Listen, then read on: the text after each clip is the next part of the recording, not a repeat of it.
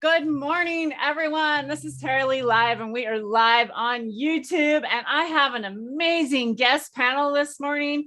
As always, I have my amazing co-host with me this morning, Drake. Hello, hello.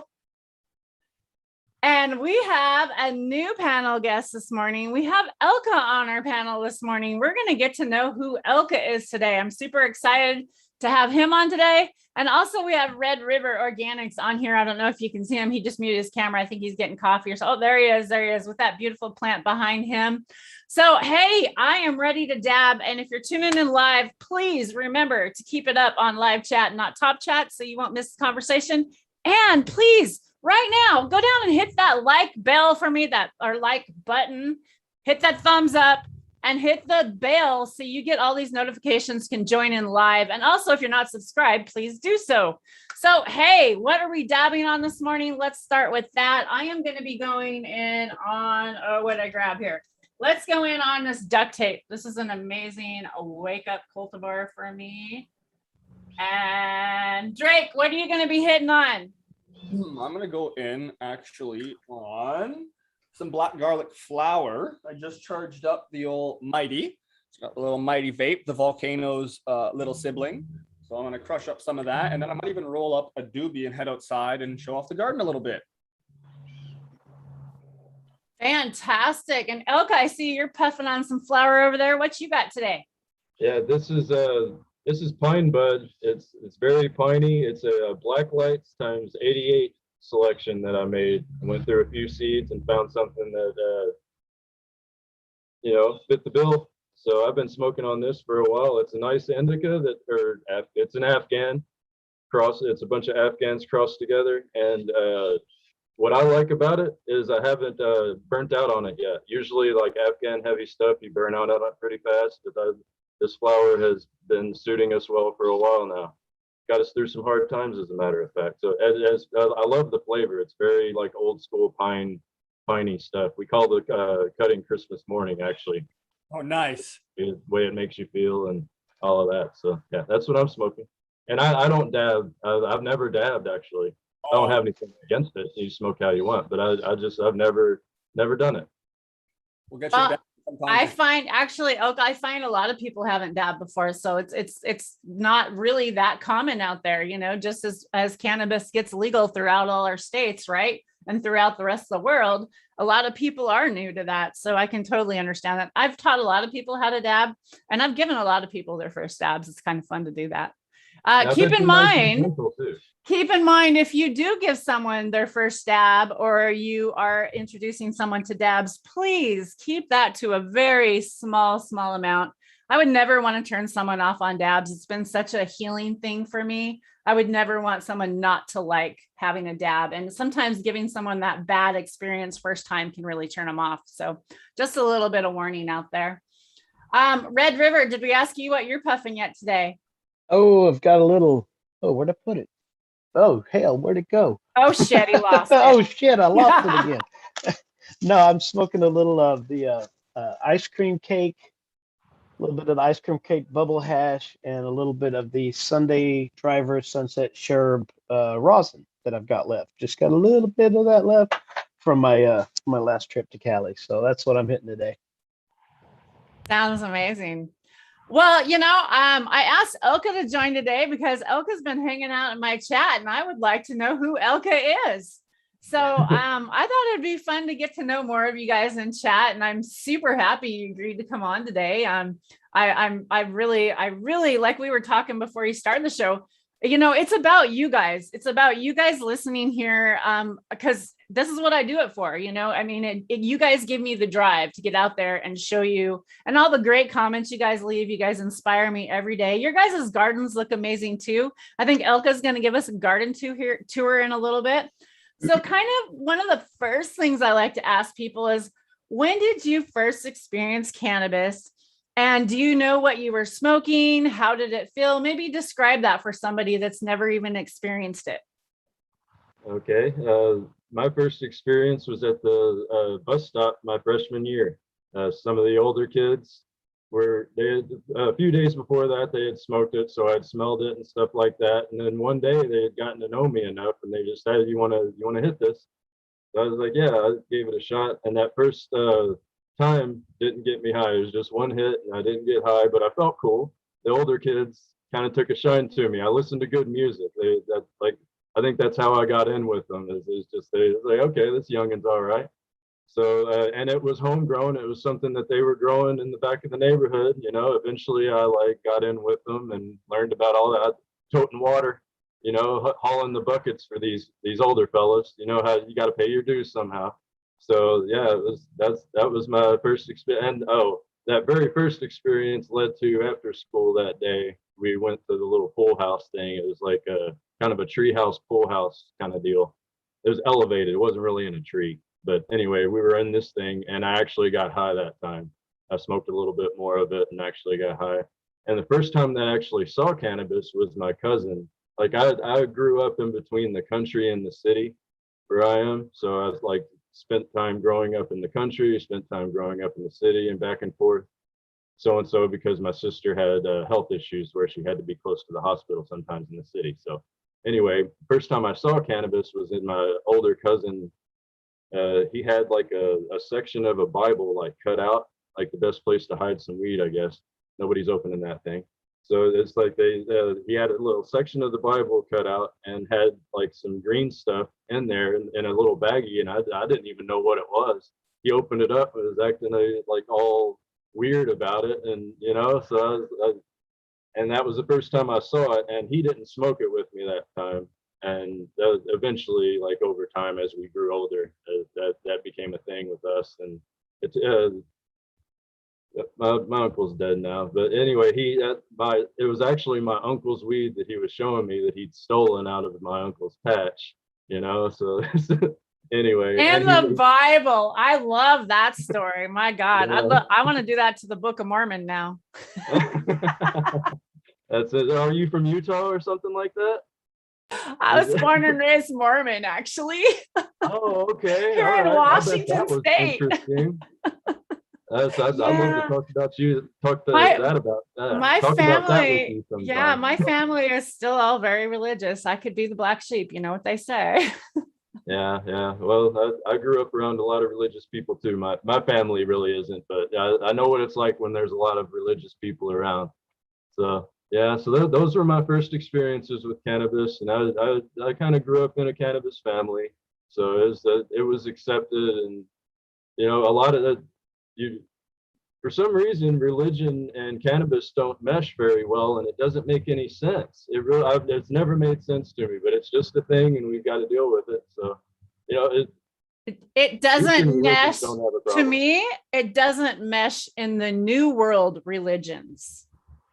Because in the old religions, as we know, they've used it for sacrificing. They've used it for several religious ceremonies and other type of cultures. So it's kind of just been like what do we want to say? Yeah, if you want to dive down that hole, Chris Bennett at the Soma Institute he's written some books on this stuff. He's like just an encyclopedia of information, and there's I mean he talks about the cannabosum a lot. That's referenced in I believe the Bible, the Old Testament, so on and so forth. So there's a lot of very interesting things that could correlate to cannabis being quite a bit more of a staple than we once thought.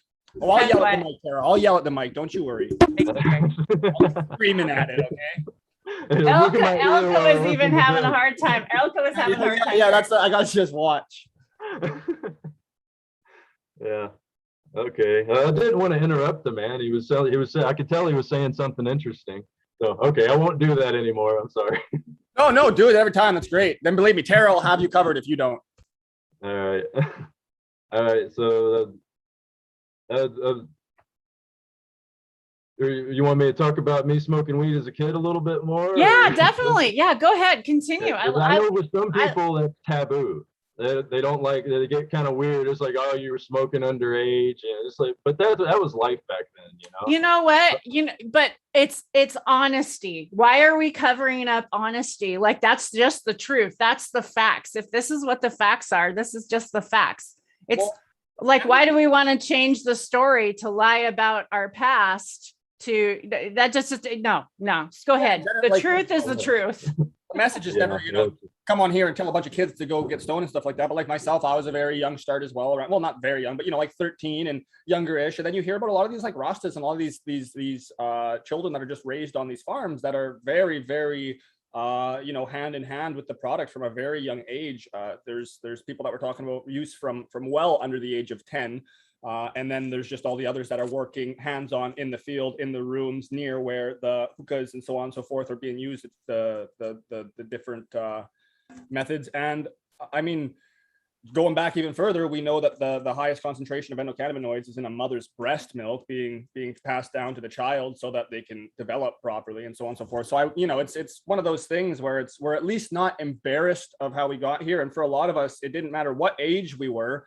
It was illegal nonetheless, and we were going to be put down and or persecuted for doing so. So it's just part of the history, right? And I think that the more we advance and the more we learn, we might find that maybe not like Delta 9 isolate is going to be something that we want to give to like 5-year-olds and shit like that, but it may be something that does become more of a staple, like say vitamin, so on and so forth, in our lifestyle in the near future with the way that everything's going. Because it just seems like everyone always says, oh, it's just too good to be true. And it's like, well, yeah, but that's some things just are. All right. Yeah, I love that. And, and I didn't start smoking till the age of 42. So it's not like we're lying and telling people what we're doing here. This is just the truth. This is the facts. This is life. And that's what we're here for. We're here to tell our true stories so that people aren't afraid to try it. I was afraid to try it at age 42 for shit's sakes, because I'd been lied to, Yeah. Well, we're glad you did, Tara. We're very glad you did. You're doing a lot of good with this channel. So, well, thank you. I'm glad I tried it finally too. First time I did was I was 13. My stepsister had a joint and it didn't do anything. And the second time I smoked it, another joint, didn't do anything. But that third time, holy crap. And haven't stopped since then. That was, quite a few years ago. I stopped for just a little bit when I was in the Army because I had to, but I made up for it as soon as I got out. But yeah, definitely a game changer for me. That's for sure. So after you consumed it, did you realize that it was helping you medicinally at all? Or was it just like it was the cool fad thing to do? Where were you at with that, Ilka? Yeah. Go ahead. I'm sorry. Who did you ask? I'm sorry. Oh boy, Elka, go ahead, and then Red can answer. Go ahead. We'll go take. I knew he was about ready to hit, so I wasn't going to ask Red. Red, you were hitting. Yeah, I can't see him. I just see a plant down here. But anyway, I can hear him. It wasn't medicinal for me. It was just I enjoyed it once it got me high, and it was cool hanging out with the older kids, and they protected me. Like where I went to school, the younger guys like me got taped upside down onto poles, flag poles, and stuff like that. So these older kids really helped me out. They protected me.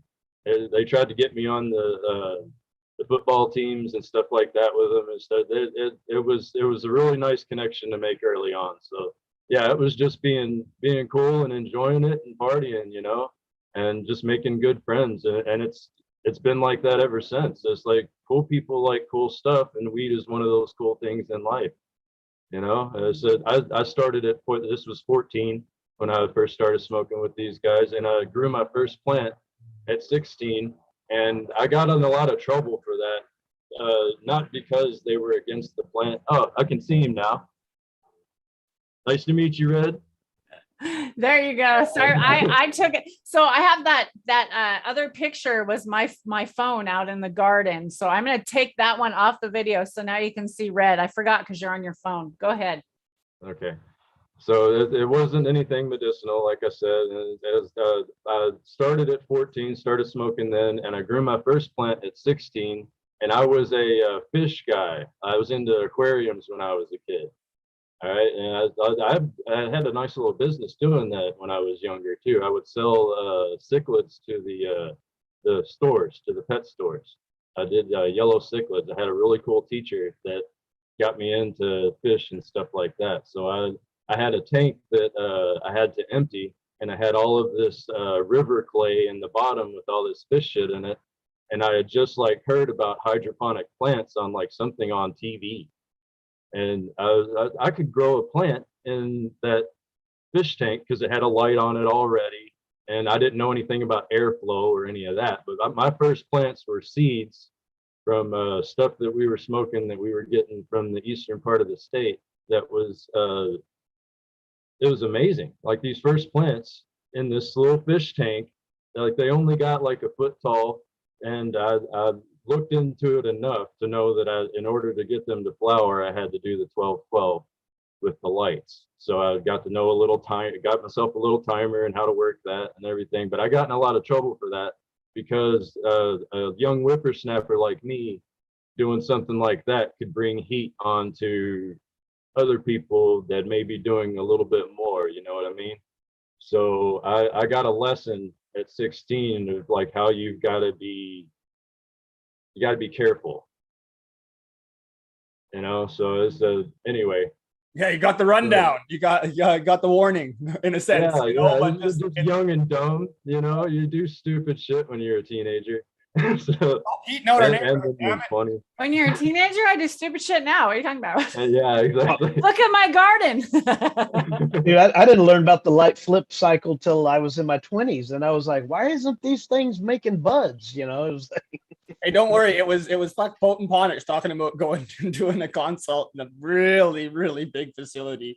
Like we're talking, I think he said like multi-million-dollar like solid facility, and they, like, why are these plants not budding? Is it something wrong with the genetic? You know, like that kind of stuff. And then he's just trying to figure it out, and then goes, "Oh, are you on 18.6 still? Like why? Like that kind of. I can't remember where it was. Probably one of his shows. Check out the Growing with Fishes podcast. But yeah, funny stories, and there's a lot of people making really big mistakes. So learning it at a young age or any age is good at that.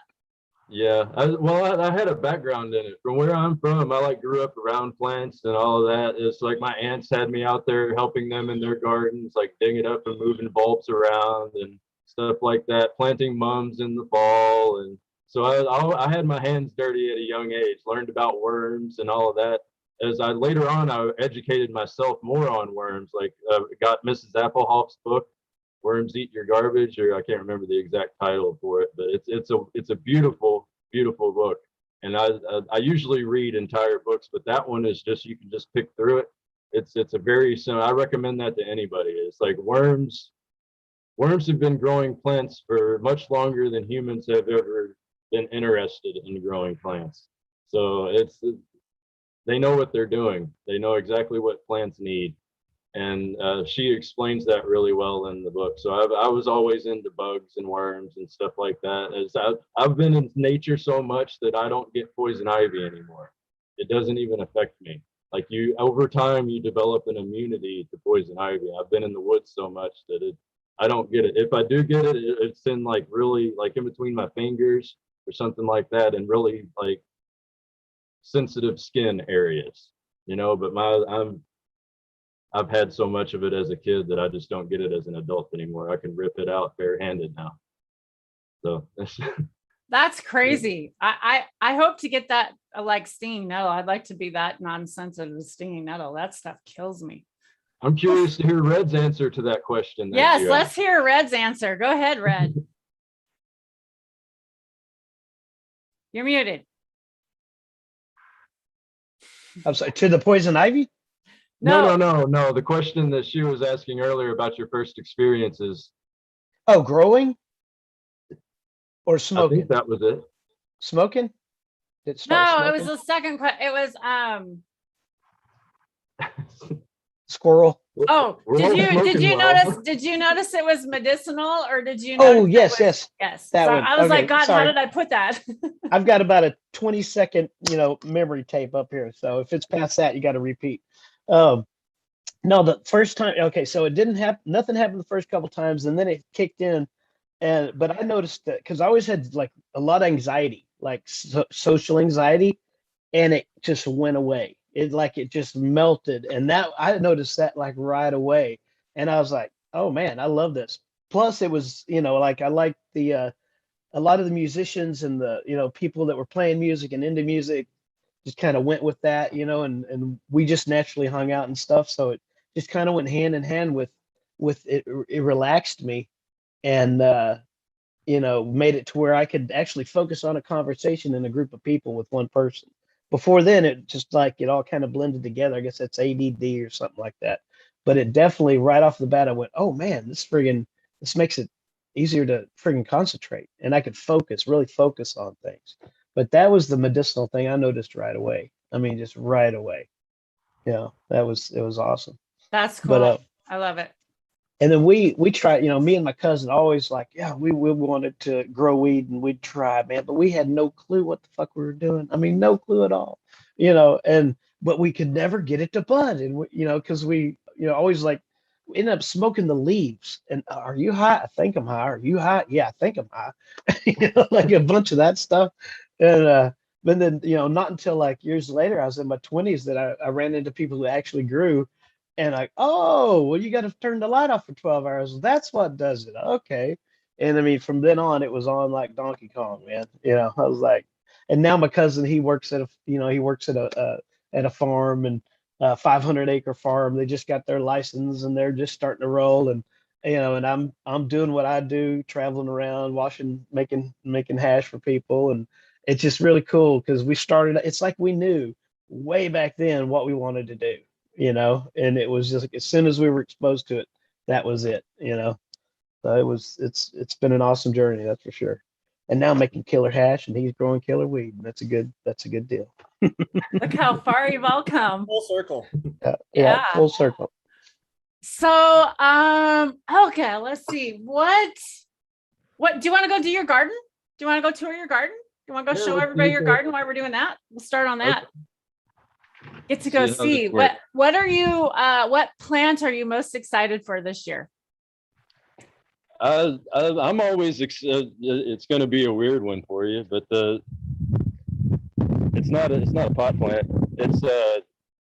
It's this lettuce replacement that I can grow in the summertime. Is there a way that I can?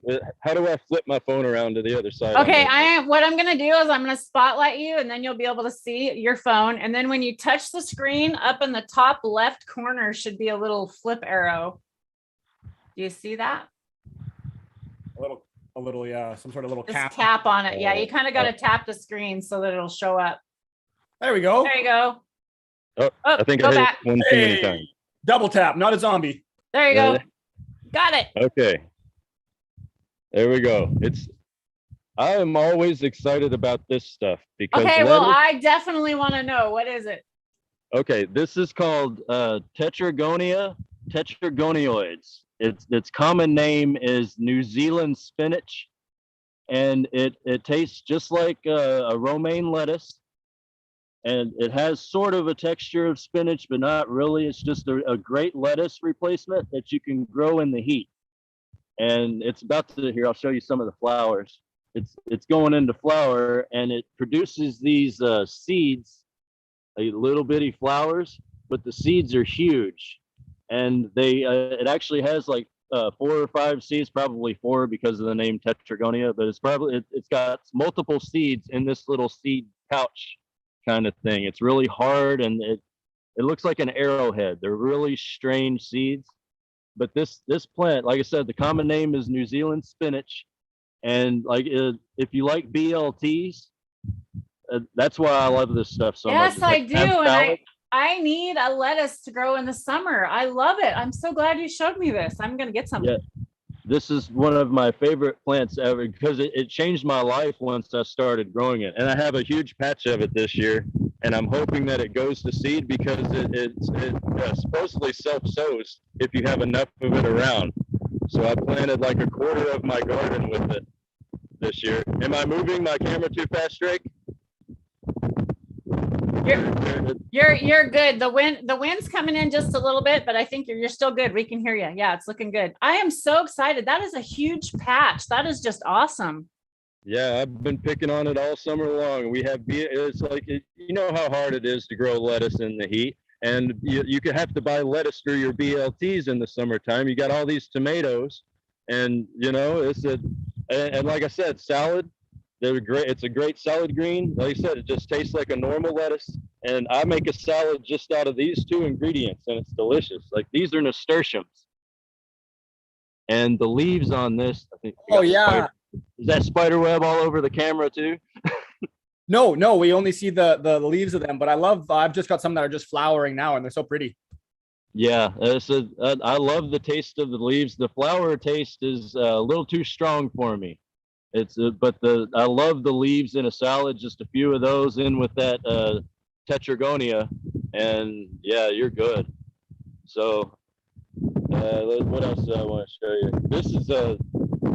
This is a weed that grows around here. This is actually a datura. What? Repeat it one more time. What was it? It's a datura, like the datura fruits, those nasty, stinky fruits. This is like a wild version of that grows around here. It's not. It makes little balls, but it's not like the big stinky fruit like the Asian. Some people love that stuff. It supposedly tastes good, but you got to get past the smell. It's like Limburger cheese, I guess. Anyway, I just think it's a beautiful plant. So one popped up and I let it grow here. And here's what's left of my cannabis plant this year. Like I had two really huge plants and had a big wind. One of them started to rot. I had it hid a little too well, and there wasn't a lot of airflow around it. So it started to rot at the bottom. So I just chopped it before that spread. And then this one was double the size that it is right now. But a storm like broke it in half, and I saved most of it, and then another storm came and like finished it off. So, but yeah, it's got a few more weeks to go. But it's budding up nicely. Doesn't have any rot on it yet, but I'm waiting because this is a mostly indica cross. But I've got it pretty, as you can see, it's as opened up as I can keep her right now. But yeah, she stinks too. I wish you all had smell-o-vision. She reeks. So do we. Looks great still. Yeah, the wind has been really doing a great deal of damage on a lot of people this season. I just saw the saddest picture of a plant, same thing, similar size, if not a little bit more California style plant, and it just got snapped right at the base, and there was no saving it. Buddy lost like 8 foot tall, 10 foot wide. Like, it's sad. Yeah, this thing's got a pretty nice stalk on it, and it had one twice as big as this on the other side and up. And yeah, it's just I lost half of her. It's kind of sad. Look how that sucks, dude. Ouch. Oh. Yeah, it happens. At least I've got a little outdoor this year. Just it should make it the rest of the season, and I like that it's not molding yet. That's always a problem where I am. It gets a little humid, and not every fall. Sometimes we have a dry fall, and it's not as big of an issue. But it feels like it's going to be a wet fall this year. So anyway, everybody worries about mold with buds. It's just especially big fat ones. So this is my pepper. I've bred this habanero for generations for its like shape and the flavor of it. These are like habaneros have everything from like a bitter kind of flavor to them to a really sweet tropical flavor that you have to pay for with the heat though. Like if it's got that really tropical flavor, it's got a lot of heat going along with it too. But that tropical fruit flavor I've only found in habaneros, and I've selected for it with this thing. How is that one plant? This is 4. This is 4 plants. Okay, I was like, holy shit. Yeah, they were like 3.5, 4 feet tall until like they're not broken, they're just all bent down. So now they're like 6 feet wide by about 3 feet tall now. So they're huge, and I've got a lot of harvesting to do. You can see. Wow, dude, you grow amazing peppers. My peppers suck. Well, I just let them go. What my secret is this soil right here. I'll show you how I make this stuff. It's worm. It's all worm and chicken shit. Like I have a chicken coop, and I put that in the worm bin, and I got some charcoal over here I made a few days ago. I'll show you that. That's the secret is what I do in the springtime before anything else. Like once the seedlings are big enough, I don't water, I mulch.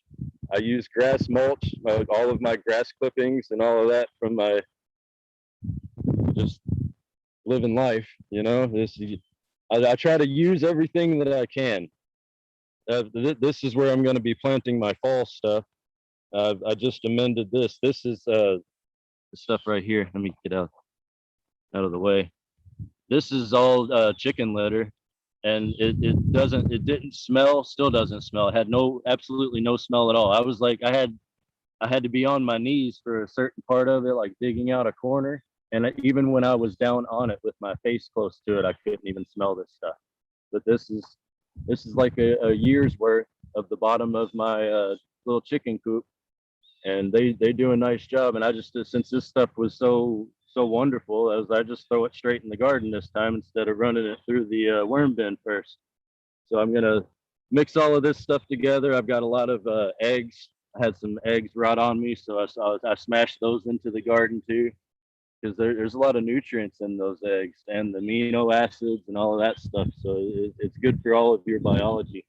So I'm gonna mix up, like I said, I was gonna mix all of this stuff together, and this is where my fall crops are going. So yeah, the soil. You feed the soil, not the plants, right? Isn't that the cliche that a lot of people use? Hell yeah. Loving everything you're saying so far, man. What was that? Loving everything you're saying so far. Just keep preaching it. It's awesome. Looking great. Sounding even better. Oh, look, you're outside too now. Looks Cool, like, yeah, cool. looks like Drake's moved outside. Looks like Drake's getting ready to puff some what joint garlic. there. Fuck, Do I the couldn't time. stop. What do you got? What are you puffing, Drake? Black garlic again. I had some in the vape, and now I'm gonna puff this one down that I twisted up. This is from Jordan of the Islands. Black garlic. A little bit Okay. of Jordan of the Islands. He's old school, man. He's been around a long time. yeah, and his honestly, if you're in the same predicament as myself, I hear a lot of really good things about his gear in terms of resistance and finishing times and all the fun stuff that we deal with in the high humidity, short flowering season. Yeah. Well, sometimes we have a really long season here, but sometimes it's short. It depends on how things go. It's like it really fluctuates. So it can go from everything has to be in by like beginning to mid-October, to have it like you can have stuff out until the beginning of November some years. It just depends on how dry that fall has been. So I have speaking of that, I have a haze that I can actually finish here that has been acclimated. And usually you have to have like a really long season to finish a haze outside, but this has Northern Light. This is a Northern Lights cross. So that Afghan in there, it has been acclimated in my environment by people that I know very well. And it was, yeah. Does it trigger really early as well? Like, is it super sensitive to the light schedule? Yep, that's how it does it. It triggers very fast, and it's pretty resistant. It's a lot of hazes are like lighter in color, and this one with I'm not sure what it is. If it's an NL1 or an NL5 haze, I'm thinking NL1 because the phenotypes are always usually more dark than light, and haze plants are usually light green in color. And this is a darker plant, and I spread this stuff around. I just gave it away to anybody that was willing to take it after Neville died, because I knew that people were going to be trying to be shysty about the haze now that the man was gone. So what I had, I gave away as much of it as I could, and I'm glad that I did, because I almost fucking lost it last year. And one of the guys that I gave it to returned it to me. So yeah, I had a new best friend. Thank you, Humphrey Bogart. Always give the stuff out. Exactly. Beautiful story. There you go, man. That's beautiful story. That's how I got the Congo back. Thank you, Kevin Jodry. Hey, Awesome, the Congo is the furthest thing in my garden right now, even though it's the longest flowering plant, because it's so sensitive to the light as well. So pretty interesting to see. Yeah, that's awesome. I've heard a lot of great things about that Congo. I'm usually not interested in cuttings, but the Congo is something that I'm quite interested in. I really don't know that much about it, other than people that I trust, like yourselves, are very excited about it. So and Riley over in Australia, he seems to be a haze fiend like myself. So he told me that it's something that I needed in my life. So I believe him. I hope he's doing all right, man. Yeah, Riley. I hope Well, he's watching this eventually. if this tells you anything, when I commented on my Instagram that the Congo had made it to Washington State, Kevin Jodry reached out and said, I would hope that a cutting could make it down here. So that's how special that Congo is. I made sure that it made it down there to Kevin, and Kevin gave out so many cuttings of that at the regenerative conference. It was really awesome. So the fact that you were giving out all those cuttings of that haze after Bodie died. No, is these amazing. were seeds. This is a seed line. This Oh, is even a seed line seeds. that's Wow. acclimated and breeds true. Yeah. Oh, wow. This is the real deal. It's old too. Like I said, it was around long enough to where it was just only the ones that survived over the years were what was kept. And the only thing that I was told that the selection was done was they pulled some of the earlier males. It's like this guy is my uncle. All right, my uncle, as he was dying, gave me these seeds because he couldn't hit my cousin. We were talking about religion earlier. My cousin had married a super religious person, and like he was out of the weed thing and all this. So I was the only person that could inherit it that he trusted. So he told me a few things the last few weeks that he was with us that he had. Yeah, he'd kept some secrets, and that was one of them. He gave me two things. The other one, he didn't know where it had come from, but it's an indica that we can grow here that doesn't act like this thing. Doesn't like break, it flops. It's got really rubbery branches on it and pretty fat buds, but they're open to where they don't like to rot. And it's a light indica type. I think it's a hybrid actually because some of the phenotypes I've seen in it. But anyway, so yeah, I inherited a few seed lines a while back, and that's what's kept me going through the years.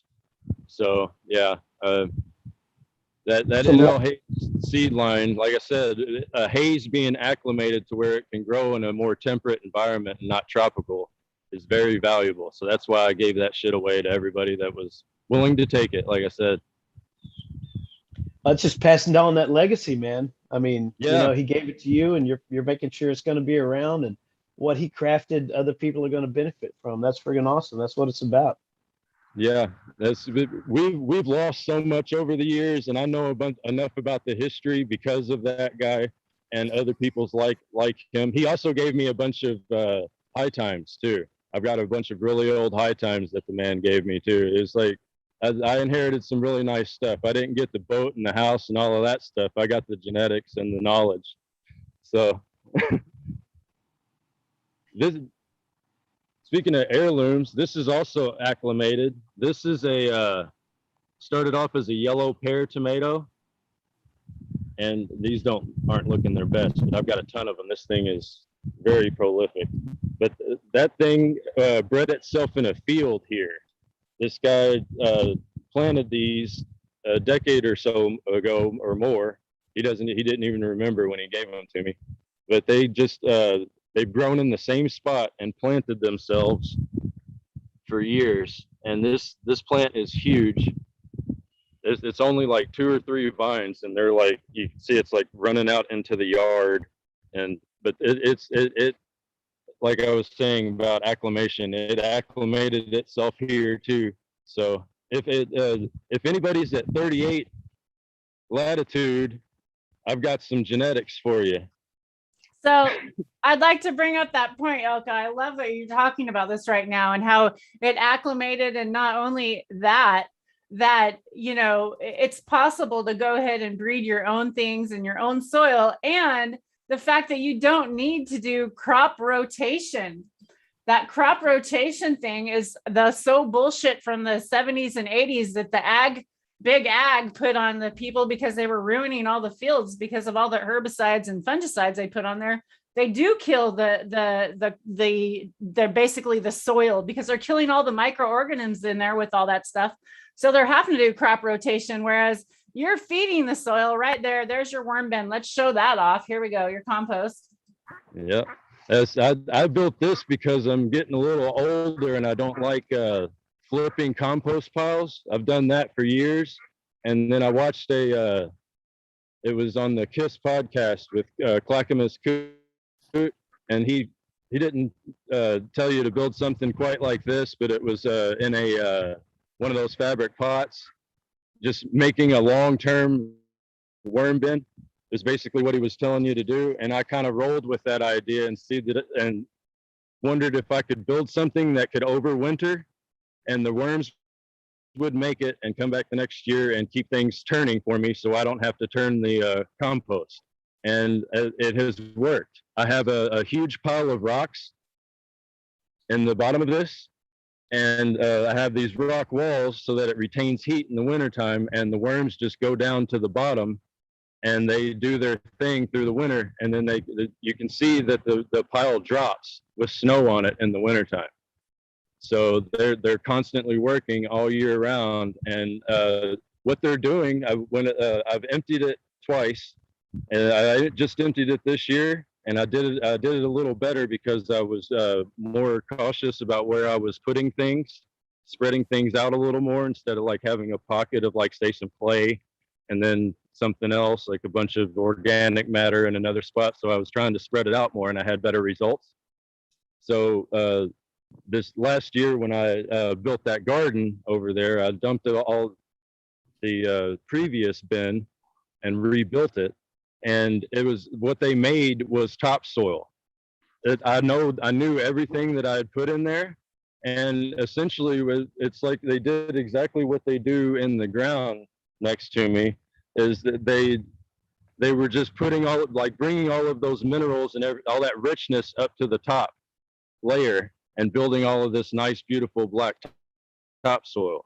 Because like I said, I throw clay in here, and you see feathers, there's dog hair, there's a lot of greens.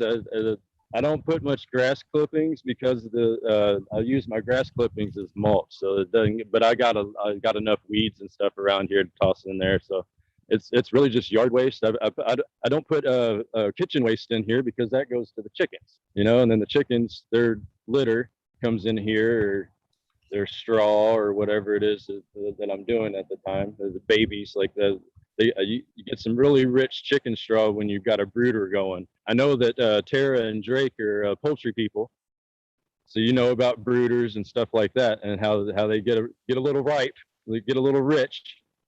So that like I said, there's not much stuff that comes from the house that goes in here. It's usually just yard stuff. And I'll take you over to the fire pit and show you the charcoal. You can see a little bit of that in there from the previous. So, yeah. Got any questions about this weird thing? Because I know a lot of people don't do compost this way, but it works. It really does. These worms have lived a long time, years. I like it because of the effort, right? You just set it and let it rip, right? And then you make it work when you need to, and it's not. You can see how often I go in here.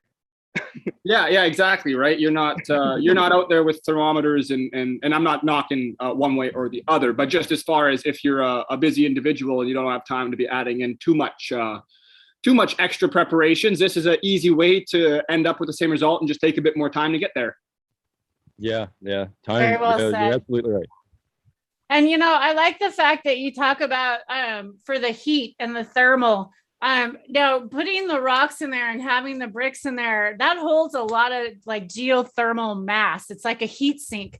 I've done a lot of studying on that. I was actually going to build a geothermal greenhouse before I went into cannabis, but luckily I didn't build it because it would have been too short for my cannabis plants because I was going to build it differently. But with that heat sink and using the compost, you can actually put those like in a front wall of a greenhouse, and it can actually heat that greenhouse through the winter, and you don't even have to use it. And I've also heard where people have taken and they've run, like that PEX tubing through around like through the compost, and the compost has actually heated the water. They were able to use that as a water heating system and run water through that and then into plants where the plant beds were growing, and they were able to heat like the whole greenhouse and subfloor that way. It's kind of crazy. There's some cool shit out there using worms and compost like that. That's awesome, Elka. Thanks for sharing today. Yeah, that's a cool idea. That makes a lot of sense. I tried to do something like that with leaves once, and it worked. But what eventually happened is mice got into the tubing. Oh, So yeah. Well, they're going to look for water. Yeah. Okay. So that's something that people forget about. Like animals are looking for water. They're in the ground. They're going like, they're going to go around and look for like water, especially in the winter where it's like frozen above ground. So if they sense water in a hose or something in the ground, they're going to sometimes chew on that. You got to remember that. So, and if you put food in there, you know, some people feed nutrients and stuff. That smells good to mice and stuff. You know what? You're absolutely right. Because the reason that they got in there is because I didn't think, but in the leaves that I was raking up, there was walnuts. I have a lot of black walnut trees around. Yeah. And so, yeah, they were going in there after those walnuts, and they found a nice warm home as well.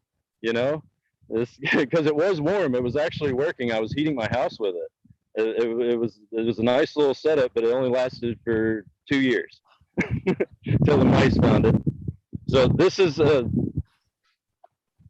I know people have different opinions about biochar, but I run it through my compost, and I see nothing but wonderful results from it because I pay attention to what my worms like. If my worms like it, I like it. I don't care why that's happening. If they dig it, I dig it. So like I showed you the eggshells in my garden. They love breeding in eggshells, and it may be all of the nutrients in that on the inside of the shell, that goo that stays behind always. Like there's probably a lot of maybe amino. I don't know. I'm just guessing, but there's something in there that they absolutely love, and yeah. So with that charcoal and with eggshells and stuff like that, just pay attention to what my worms like. And like I said, if my worms like it, I like it. And this plant is liking what the worms made for it. Let's see if I can get some of this frost on it. This is really a hat. It's like I call it hash lettuce. Plants like this because it's got it's not all frosty on the leaves like a lot of the modern stuff is, and this thing has a little while to go too. But I love this plant. Really shakes well. I don't know what kind of hash you guys make, but I like dry sift, and a plant like this is perfect for dry sift. It's a lot of people like for it to be all over the leaves and all of that stuff, and I find that it's a lot easier. Like, of course, yes, more resin, the better when you're sifting something, but just the mechanics of it, I would rather sift off of open bud like that than like having to deal with leaves and getting that to move around properly. And it's like people that have dry sifted weed know what I'm talking about here. So I was hoping to have they tend to have the longer stalks on them, right? So they fall off easier, I think. Yes, you're looking for that, and you're looking for the flower structure too. The flower structure really matters. Get in there without making a shadow. But you see how that's like it's kind of open. It's not real tight and nuggety. I'm not good at this. You're doing great. So they're Anyway, asking I'm what good at growing the weed. Filming it is another thing. So Mike Denver is asking what cultivar that is. That's the Black Lights 88. This one's just a different pheno than the one that I was smoking on up there. The one that I was smoking on is more of has more calyx and less leaf than that one. And yeah, there's a few people out there that are growing this stuff. I'm hoping they like the end results. The plants look beautiful, but you know, a lot of plants look beautiful. We grow it to smoke it, you know. So Exactly. Well, do you want to go sit back down and have a smoke with us? We won't make you stand out in the garden the whole time. Yeah, let me see if I can. It's about time to snap one, right? Yeah, let's have one. Let's say hello to chat. Who do we have out there? And it's doobie time. Yeah, we got John Maddox just tuned in, and I saw Red River. He was just out at his house and got to hang out with John. Good morning, John. How are you out there? We always love you in chat.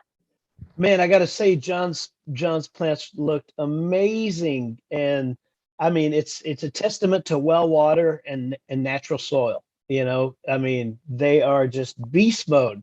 You know, John definitely kicking booty this round, man. Just had to say, I was really impressed with those plants, man. And it's always good to see it too, man. John kicking booty this round. John kicks booty every round. Every grow I've ever seen is John's is kick booty. Let me tell you, John, you're awesome. We love you, and you are overgrow, overshare, overcare, everywhere, over love. Like we love you, man. We got Twisted Rich just turn in. Mike Denver out there. We got Bingo in the house. Who else we got? Who else? We got Green Goddess out there. Hello, hello. Roll call Claude's out there. We got Brains in the house, which would be D Zombie. How are you? Thanks everybody for being here. We got Jess and Bean in the house.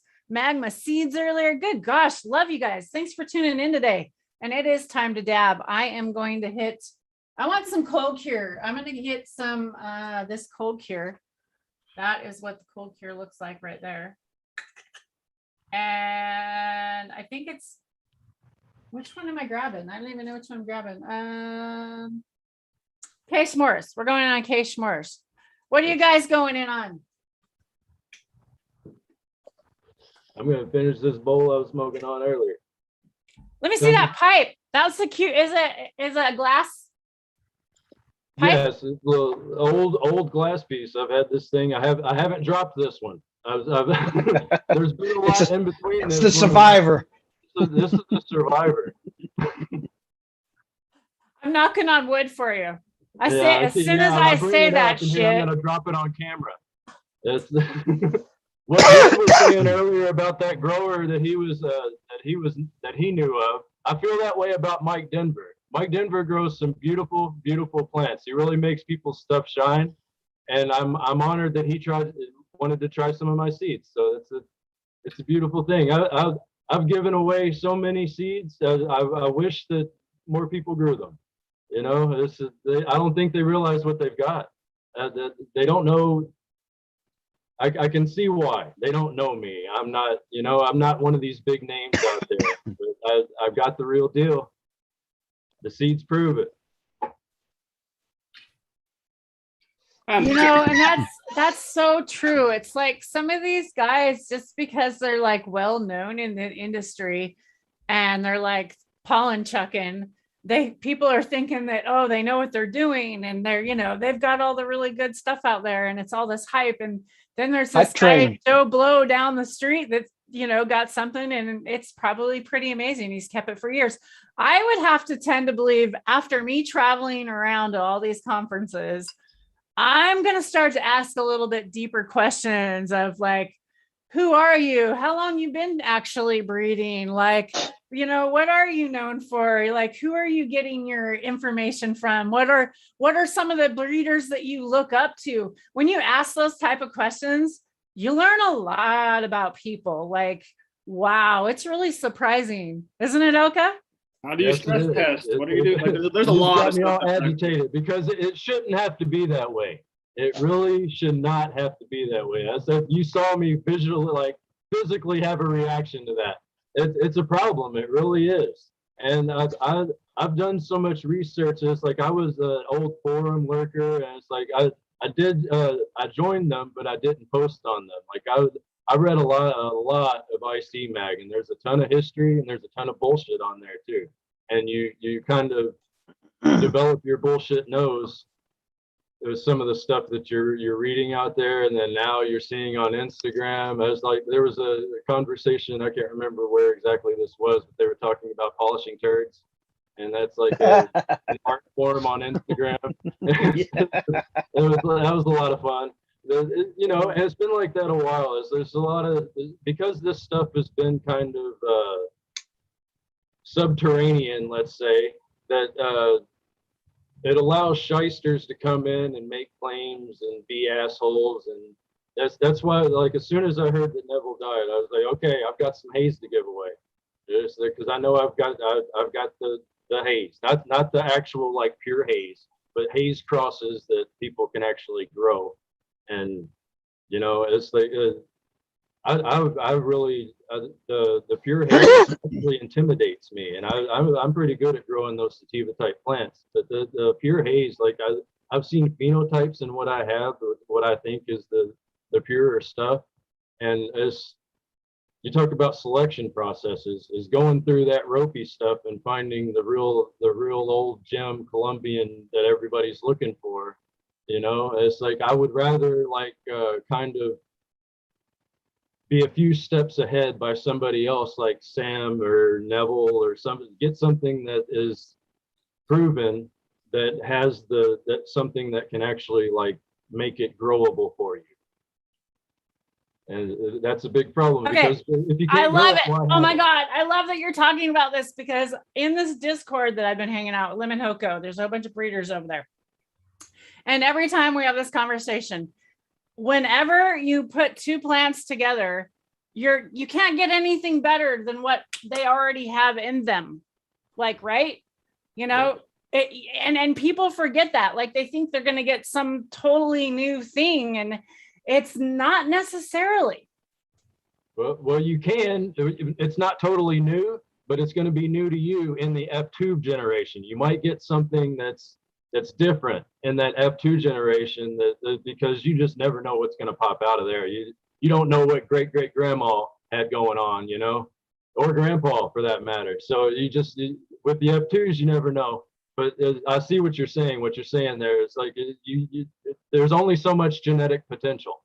Well, yeah, the F2s can only express what was in the mom and the dad, and then every time you further it down without adding in any new gene pool, you're just narrowing it down based on selection and so forth. But those F2s can be very, very wide selections, as we're seeing with a lot of the new gear, right? If we take fucking polyhybrid shenanigans, mix it with polyhybrid shenanigans, and create super polyhybrid shenanigans, well, then we get to go through and just there's, you know, however many different phenos and so on and so forth, and totally places and stuff for that. But it's just the pricing. If we got people that are working years for doing stuff, and then we got people that are working a year and putting out 40 things, it's like, well, there should be a variance in pricing and what you're getting. But that's a whole nother rabbit hole to jump down, in which I think needs to be, but it is. Yeah. And that can be done intelligently. Speaking of the forums, on the Mr. Nice forum, when Neville was on there, he was trying to explain to people how to do polyhybrid breeding, because that's essentially all you can do now. It's like you can't go out and like who really has the P1s, you know, Indian Landrace Exchange, that Afghan selections guys, people like that. It's like I know that people in America have been holding stuff for a very long time, and all of there are still the old P1s still around, but they're becoming fewer and fewer. So what he was trying to explain to people, and didn't get a very good reception, by the way, was how to breed with these polyhybrids, since that's what we're stuck with. And what he was saying is that you find similarity. Is that it's best if you find, instead of doing it like an F1 where you're looking for different parents, you're looking for similarity, which made a lot of sense to me, but it started a huge shit throwing match on that forum. And there was a big name involved, so I don't want to say the wrong one, and I shouldn't anyway, so I'll just shut up. There's some really good breeders that actually have preached that through this regenerative conferences that I've been going to. You guys have been watching. And Kevin Jodery's one of them. He's said it. You know, you look for similarities because you want to increase those things in that plant. So yeah, I totally believe what you're saying. Totally makes sense.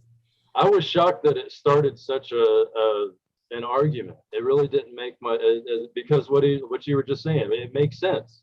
Is because that's really the only route you can go if you're looking for something, and you never know what kind of curveballs you're going to be thrown along the way with that. But at least you're starting with like something that you have a achievable goal in mind. A more achievable goal, I guess, is the way I would put it. So what do you think about this, Red?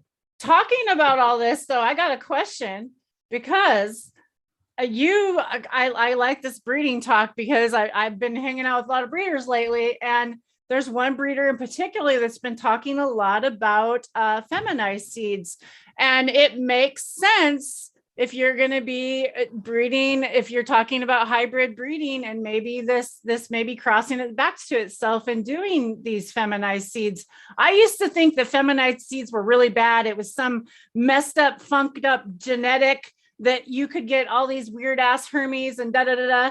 But back in the day, how we understand it, Drake, do you want to explain that really quick? You do a really good job at explaining that. It's pretty simple. We shouldn't say back in the day because it still happens now. But in general, a lot of the practice would just be stressing plants out to the point where they hermed, and that's how you could get your fem gear. But if you're using a plant that's fucking herming when you stress it out, or adultering little things, that is some of the work that should be done when you're actually doing the breeding in the first place, and making sure that none of those traits show up, and if it does, working that out of it so it never happens. So then they were actually making these herm traits more prominent than less, because that was kind of the layman's way of getting this fem gear. And then, anytime someone would run it, you'd have stuff herming and seeding your garden out and just not being awesome. And it's going to put a real bad taste in your mouth. So, in 10 years, I bet it's going to be for commercial LPs and stuff. There's going to be investor stipulations where they have contracts where they can only use fem gear that's homozygous, in the context of it won't be able to accept pollen and so on and so forth.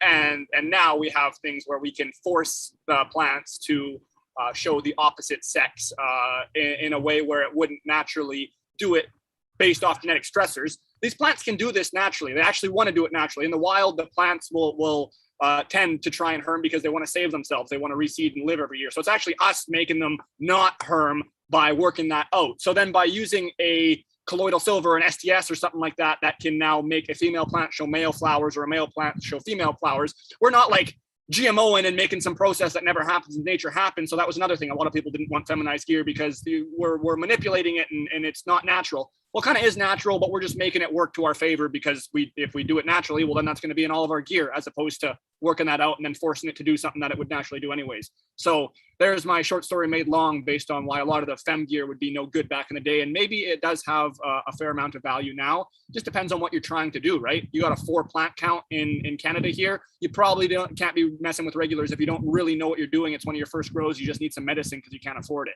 But then a lot of other people, we're going to want our regs and certain stuff where we can work down the line and blah, blah, blah. Freak show. Had a couple breeders bringing up freak show. It's one of those ones that's most shown to be not used. Colchicine wasn't used to make it go all funky, for, again, major lack of scientific terms, because this is getting way over my head now. But the freak show plant is something to look at, especially for breeders, because there's some prominent people talking about that. So for anyone that's on the edge, just look into that, as far as being able to work in some really unique and more true to the line genetics into your stuff. So back to kind of what that question was going to be directed to our Elka about. Thanks for that explanation, Drake. Because feminized seeds, as I was considering growing feminized seeds yesterday, what's your take on breeding with feminized seeds? I'm not doing any breeding, I'm just growing. So how do you feel about feminized seeds? Where do you go with that? Well, and also, before I have you answer that question, I just put Elka's Instagram in chat, please. So please go follow Elka over there, by the way. Go check out Elka at Instagram. Thank you. With as far as the feminized seeds, it's not something that I would do, but it's what you're talking about with feminizing is hormones, and you need to have an understanding of hormones before you start playing with them. And it's very easy to spray a plant and switch it, and you can do all of the stress testing and all of that stuff, and you think that it's one of those that, and you have trouble flipping it. And all of the signs that people that flip plants look for is, it seems like they get more enamored with the ones that they're having trouble flipping, because I guess the thought is that one's more stable. It doesn't even want to react to the hormone treatment and the ethylene blockers and all of that. So it's okay, back to the main point is you really need to understand hormones before you start playing with it. And that's like kind of with anything. You need to have a little bit of an understanding of what's going on before you change things. And as far as a lot of people don't know that there's actually two male hormones in cannabis in plants. There's not many dioecious plants like cannabis out there that there's a lot of them, but not like crop wise. Like an example would be spinach. Spinach has male and females like cannabis does, and the breeders have to approach breeding spinach a lot of the way that we do. And it's kind of rare in the plant breeding world to have to deal with males and test them. And it's like we're kind of unique in that with a few other people out there. Like they have to pay attention to the stamen and other crops, obviously. But anyway, I'm getting off on a. No, that's We love it. cool. Talking about That's sex here. cool. I like that you bring that up. It's okay that we talk about other things. We grow lots of things. That's It's really cool to encouraged. talk about. Yeah. Hey, and if we want to be controversial, an S1 is an F2, just minus the genetic potential from the male because you don't input the male, but it's got the same female genetic potential as if you were doing Yeah, that is technically correct. From my understanding, anyway, it's. Thank you, 710 Canuck.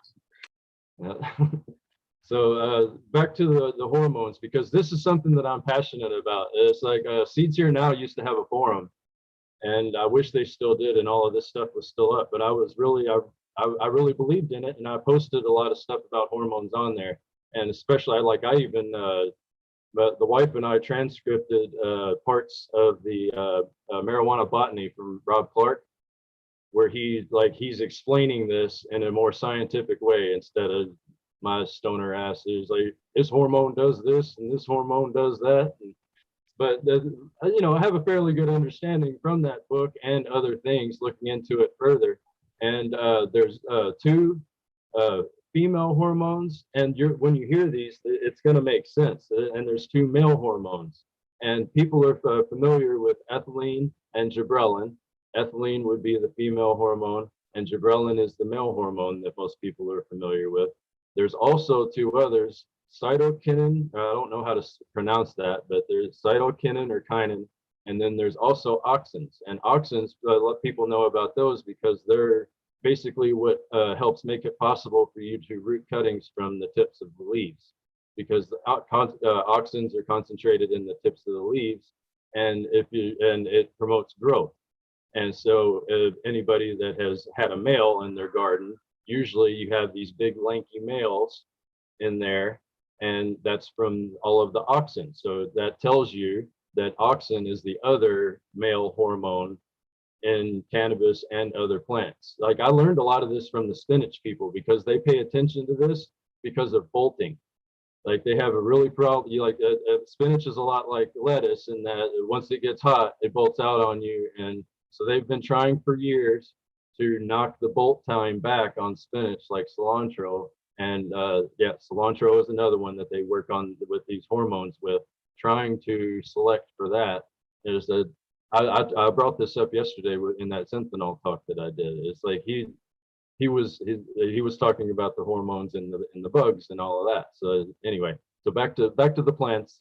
So and the what seems to be the case, I don't know if this is absolute truth or not, because I'm not able to do this research, and I haven't seen the research done, but it may be out there. But that ethylene and gibberellin are they're the reason that people know those more as the main male and female hormone in plants is because their actions are the strongest when it comes to that. They focus more on that, on sex and sex related things, than the plant uses auxins for growth. And cytokinin is, I think that it has something to do with fruits. I can't remember what other cytokinin does besides, but the one that I'm going to talk about here is the cytokinin, is because people are scared. Like I'm going to say something controversial, and I'll just say, try it yourself, is all I have to say about this. All right, try it yourself if you're willing to try it. But not all hermaphroditic males pass on hermaphroditic traits. Like we're looking for female traits in males when we're selecting males, and because cytokinin has such a it, of the two secondary sex hormones, cytokinin has a little bit more of an effect than the auxin does. The auxin is sending a lot of its energy on growth, which is more important than sex, because without being able to grow, you can't reproduce. You got to be healthy to have healthy kids, and all. So it makes sense. There's a hierarchy of these hormones within the plant, and I'm not talking out my ass on that stuff. You can look that up. But Well, what I'm about to say that I think it might be controversial is that cytokinin can flip the male plant to show female traits like a lot of resin and actual like calyxes and pistils. And that male plant, I've done this, doesn't pass hermaphroditic female traits on. You see, because it's a female, it's a different female hormone doing it other than ethylene, is my guess. I don't know. Like I said, I can't test this, but you can see this happen. And I'm not gonna. Somebody wrote a book back in the 90s. I'm not gonna name him because I've seen over the years that this is a controversial subject for him too. I'm not gonna drag him into it, but he noticed this with males, like that a male showing female characteristics doesn't always pass on the hermaphroditic trait that we all hate. You know, I think there's some reason. Like this sounds very familiar to me. I think we were talking about this recently too, and I'd love to see some other, renowned breeders and people that have, a real good educational background going into this and seeing their findings and if it's conducive or not. But I believe talking about this just in general, even with females, it makes sense too, just genetically. But just because it herms doesn't always mean it's going to pass those traits on, and you can definitely find prodigy that doesn't have or show those traits just in general. So it makes a lot of sense that you're saying with these different little, let's call them tips and tricks for lack of better terms, are providing kind of similar results, similar findings. I would imagine this would be like almost finding none of those traits in the prodigy if that's what's being suggested when using those specific ways to get there. Yeah, right? And it's probably not always the case. I think that it's just that I got lucky a few times and chose the right one because they were so interesting. It's like if you got a male that stinks like a female and you can smoke, and like that's how I test males. The only way that I can test for potency is smoking it. So the shout out to Mrs. Elka. She smoked a lot of male flower that are not so great, but it's just so. But Drake, I think you can see my logic. The reason that I've come to that conclusion is because if it's a female hormone doing it, it's a cytokinin. So it's not like it's not gibberellin creating the problem in the plant, a male hormone. You see what I'm saying? To make the male flowers show up on the females later on, that cytokinin doing it. Are you?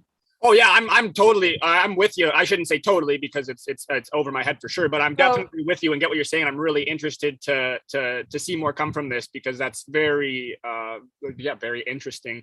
And I wish somebody would look into it that can actually do it.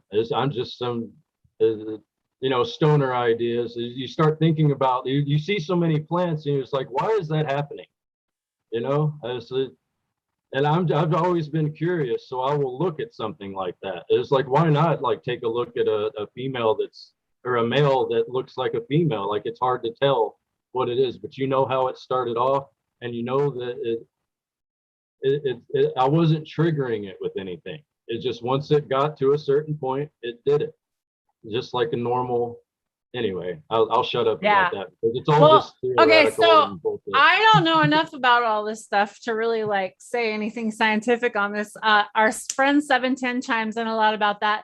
We also have a really awesome breeder called Two Dogs that I've been hanging out with over on Lemon Hoko's Discord. If y'all want to join that Discord, it's welcome for anybody that's a breeder, that's into cannabis. That's just cool, a place to hang out. There's literally a conversation going over there 24/7. So if you want to, feel lonely sometime, you want to just smoke, it's kind of cool. Just pop in every down, say 420, wherever you're at. And so let us know if you want to invite. You can DM us and then we'll get you invite over there because they do screen. So which is kind of cool. Not just anybody can pop in, which is a little nice, a little bit of a security for us. Also, while I'm mentioning this, I wanted to throw out I'm going to screen share here in a minute. I'm going to screen share some information. This is a self, instead of using the colloidal silver, this is another thing that 710 just told me about. It's a spray on one time only to be able to reverse your plants. So I wanted to share the link to you guys in chat to let you know about this. This is not something I've even done. This is something I'm just hearing about. Not that we all recommend feminized seeds. We don't even know where we're all standing on that yet. I think you could ask us today, and in 3 months now, or even a year from now, we might change our minds. So who knows? This cannabis industry is just so new that just don't get caught up in whatever they say today is not going to maybe change tomorrow, because we're always finding new stuff out there. So let me screen share this with you really quick. And then Drake, you're in the garden over there, and I want to get that garden on there here. Let me screen share the page. Okay, I'll stay outside. I'm gonna sneak back in so I can dab with y'all, but we'll do a quick little Do you want to do it right now, or what do you want to do? I'll show that thing first. Okay, let me share screen page, basic. Here we go. Oh crap. Can't. Where's it at? Minimize. Share.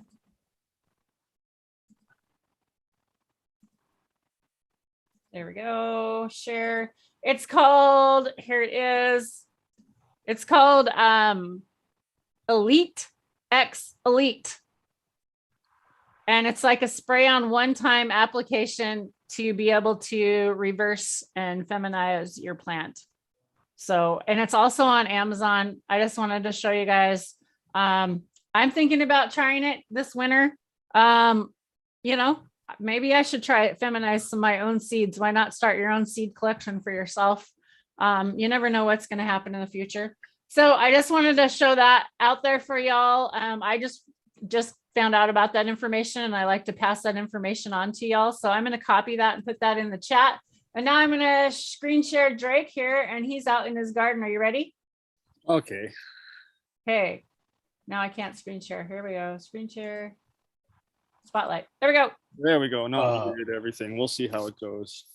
Nice. So yeah, so here we got what's this one? This is an insane in the membrane behind me. Keep in mind, Drake's like 6 foot at least. Are you 6? What? Are you 6'1" too? Yeah, 6'1". Yeah. Oh, nice. It's and those are like in the ground. Those aren't in like 5 foot tall beds, or like those are in the ground. Look at that. Yeah, way to do it. Nice. Jadam, you guys, tell me Jadam doesn't work. This is all smelly ferments. All I'm using is dirty, smelly ferments. Actually, if I grab the camera off here, spin around. Got a lot of grass over on this side. There's my buckets, but I got grass over here that I use. Up in the back field, we got the little duck pool, and I steal all out there. There's a whole bunch of weeds, quote unquote. I was using those. Over in this back corner here. Let's see, which direction are we going? This one, behind this pine and stuff. I've got some sunchokes, Jerusalem artichokes, and potatoes back there to pick from. And then same behind the garden, there's a maple in the very back there, and there's also some Jerusalem artichokes. But now how would you all like a backyard to look like that? Yeah, I got backyard envy, man. If you live in Canada, my friend Drake could come help you out. Looking beautiful. Absolutely beautiful. Man, it's making me jealous. That's lush. Those are some beautiful plants. Here, let's see if I can get in on that Congo. So here's some Roberts Creek Congo there's actually some buds on. It's triggering a lot faster. The lights make it hard to see, but it's definitely a more lime plant. But we doubled up on some of the feedings for it, just with the trials, with some of the, even like that's kind of controversial to say a little bit with our practices. But I mean, we added a real high amount of, say, like some of the fish and other ferments. And it turned out to work really well. The plant responded very nicely. I'm excited. Yeah, she is a heavy feeder, y'all. If you have a Congo out there, you can feed her and feed her and feed her. She'll eat and eat. Come on, camera, pick it up. That's interesting. Let's see. It doesn't want to. I've got a lot of sunlight coming through here. Spin back forward. Maybe that'll help or make it worse. Well, make it worse. So I know I'll go to the back front, but that's kind of a interesting view through the Hey, yeah, I was gonna it's kind of cool. It's kind of cool. It's all cool. It's all heavenly. Yeah. Look at That's all an- those bases. Look at how clean up. Now, see, this is what's super important. We're finding that if you at least clean like 2 feet up, you don't get all that powdery mildew because the water doesn't splash up on the things. It keeps a lot of the bugs from crawling up onto your plants. It's amazing if you keep a little bit of that trimmed off the ground. And this is a little excessive for outdoors, but just because once we start getting up, the canopy is so thick that there's not really much light getting through. Like if we look down, we can see a little bit of light getting through there. And that's because the sun's coming over to my right where there's no more plants. But other than that, you don't want a whole bunch of light coming through, and you definitely don't want any soil exposed. You don't ever want your medium shown. Speaking of, here's Datura in a different sense, the Jamestown weed. Easy with that one. associative. Easy with that one, Turbo. Oh yeah, That's how they win in the horse races, man. Yeah. Good old crooked Bob Baffert's been using that stuff for years. He got caught recently. uh-oh. It's an anti-inflammatory in horses. They're so big it doesn't hurt them like it would us. It doesn't make them lose their mind for multiple days. It'll make you talk to a trash can for hours if you eat seeds. I like that. You don't say much, but when you do, it's quality.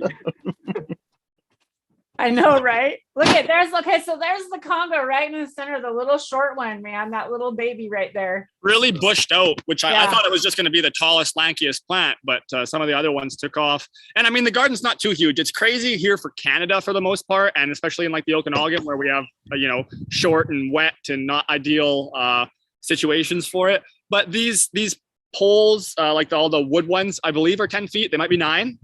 So let's just assume they're 9 feet, so it's not over. So on average, we're looking at like 8 feet, 7 feet, maybe a little bigger.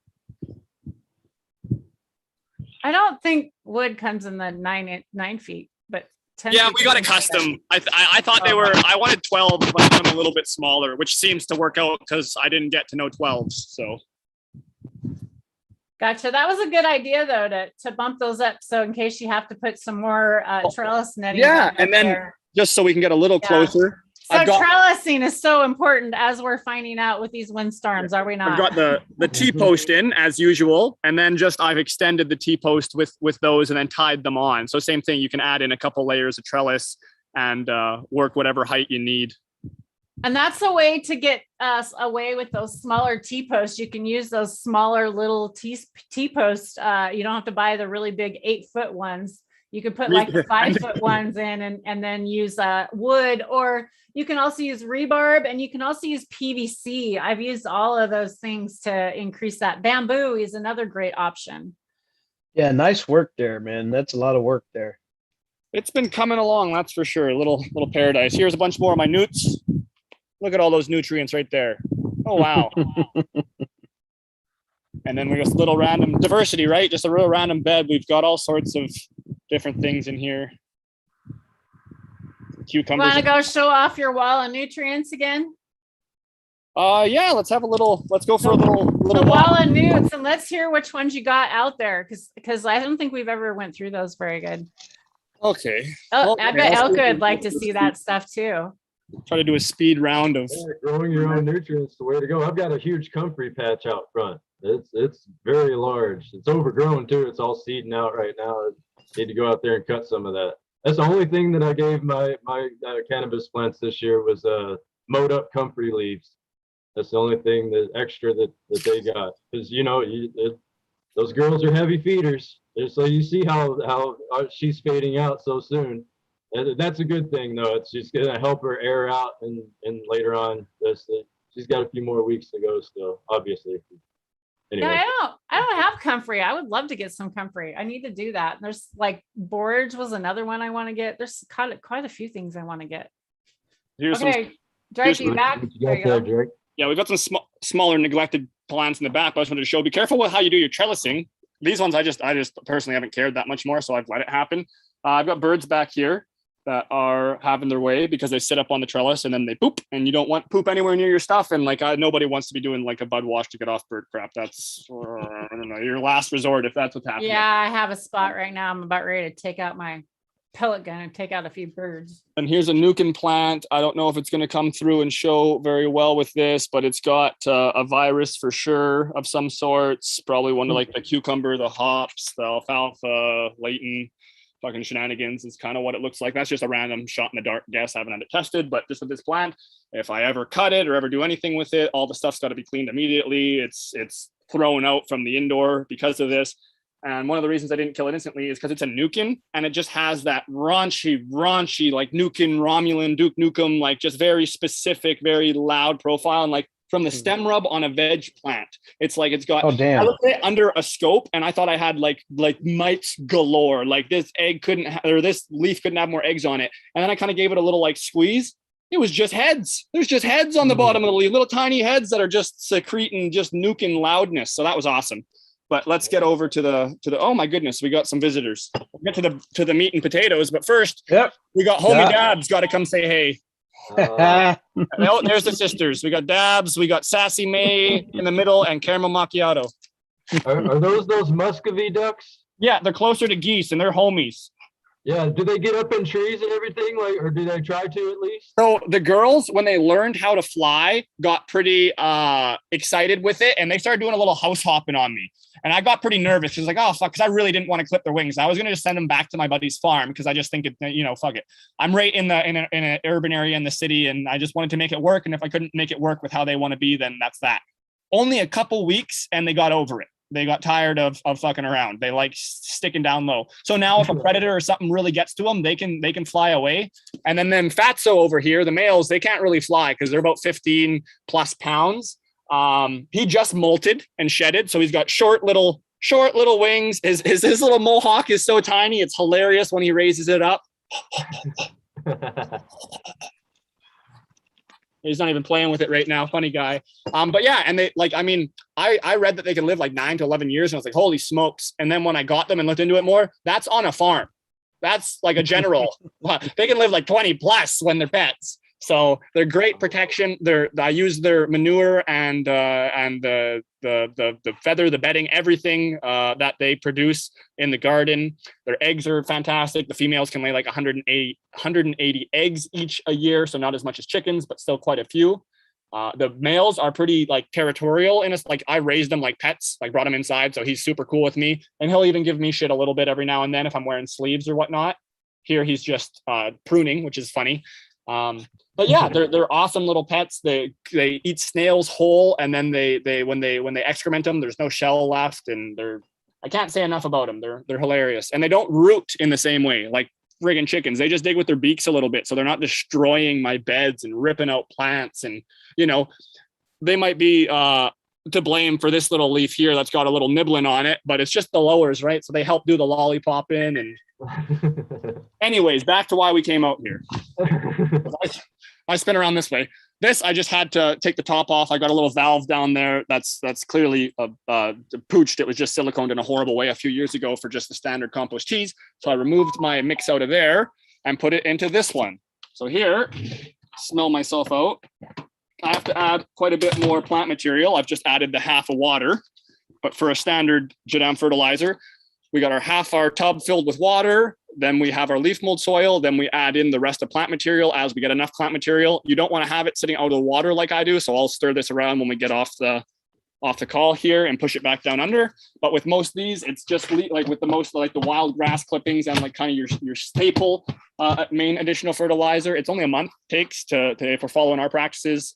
You can use it kind of along the whole way and in other ways, just hodgepodgely. But for us, it's after 1 month, we kind of have pretty repeatable effects and results, and then we can also let it sit longer and longer the better.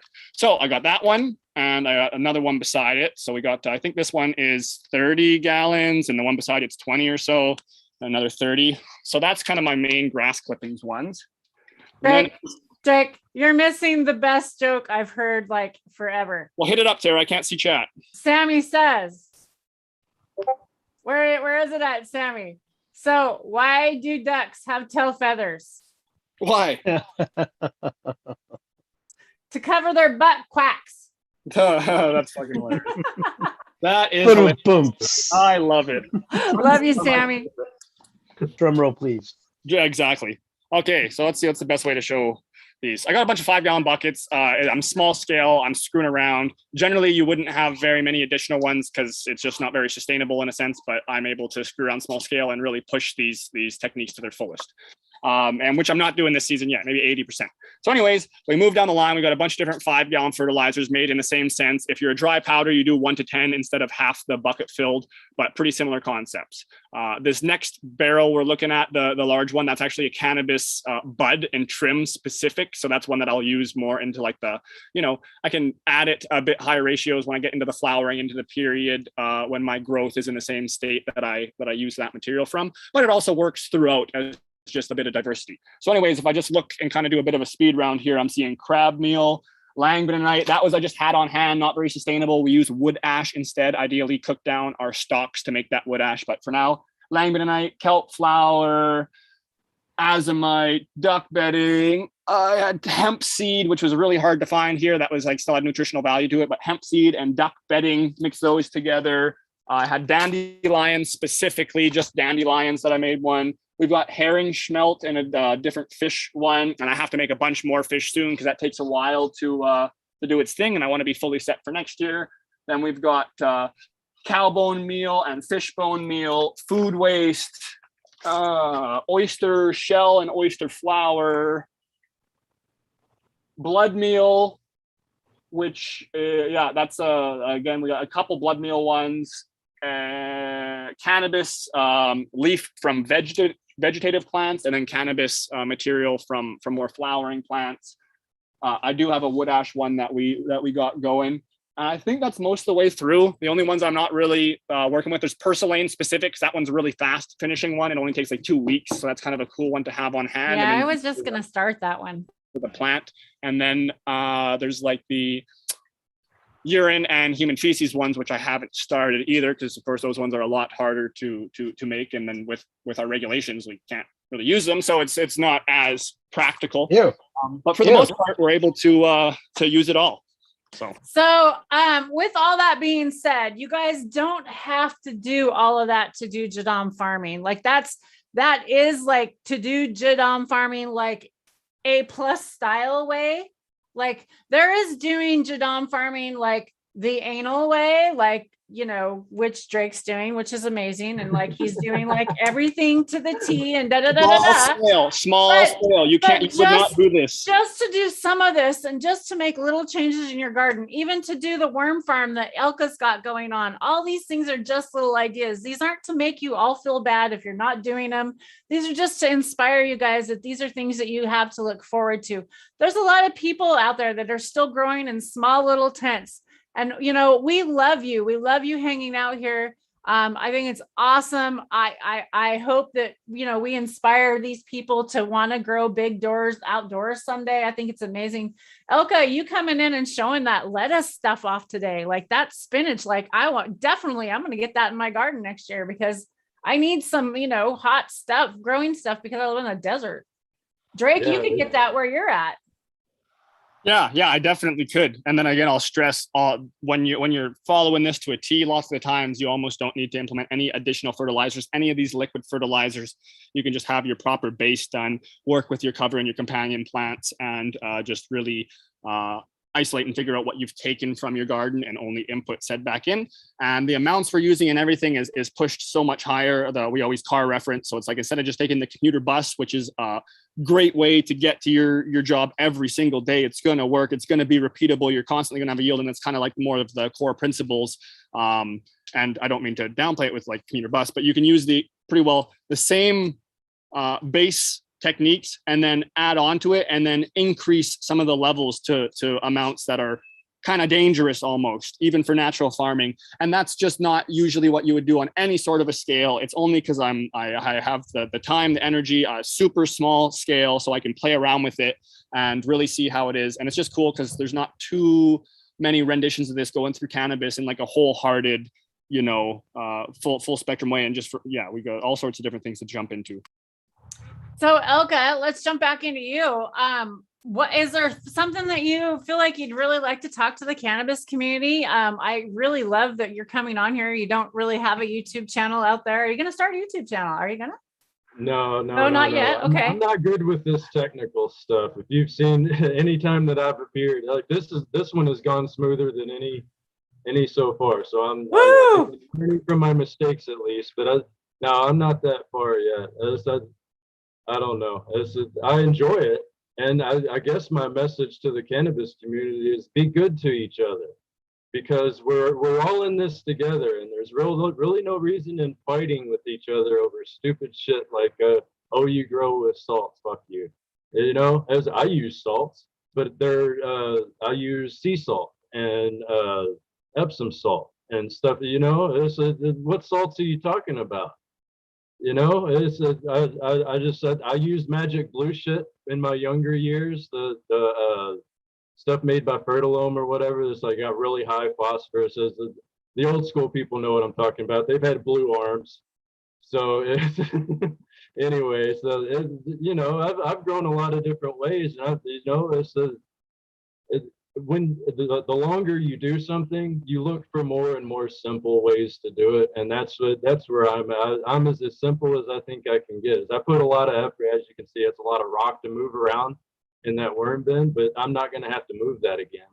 It's there, and like I'm planning on just digging out of the front of it from now on. Like the last one, it was a leftover. Like I just tried the coot idea because I was modifying it. You know, I was just using its basic concept, and I used what I already had. And so there's a video of this old thing on Peter's channel. But anyway, I started with this regular compost bin that I've been flipping back and forth for years, and you know, it's just you get sick of doing that stuff after a while, so you find easier ways. Like, and I'm fascinated like with what Drake is doing with all of those ferments and everything. It's probably not something that I would, but I like it. I understand the concept and I see the benefit to it, and it's cool that he's got all of the different types and he knows like which is in each tub. It's like he's a very organized dude. You can see that from everything that he does. So I'm really happy to be on here with you all today. It's pleasant. So, but you asked my message to the cannabis community: be good to each other, because we've all been persecuted over this plant in some way. Even if you're in a so-called legal environment, there's persecution still going on, and just try to remember that. Well Oh my said, God, man. that was so very well said. Like, yeah, Elka, like, I love you. Like, I want you to come join us every week. You're definitely welcome back here. I would love to have you here more again. All you guys are welcome. Just exactly about the salts. Everyone is welcome here.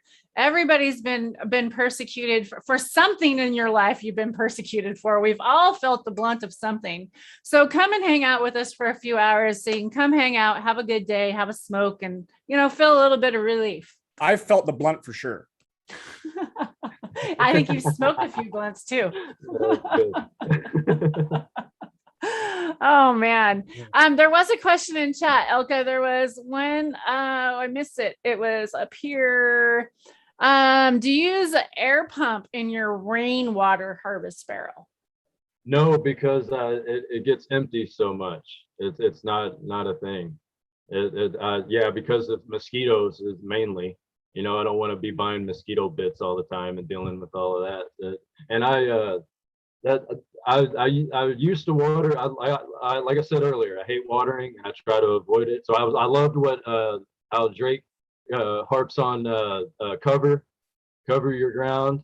He mentioned that several times, and that is very important for many reasons. But like, say that you're growing tomatoes, something that doesn't like water fluctuations in it.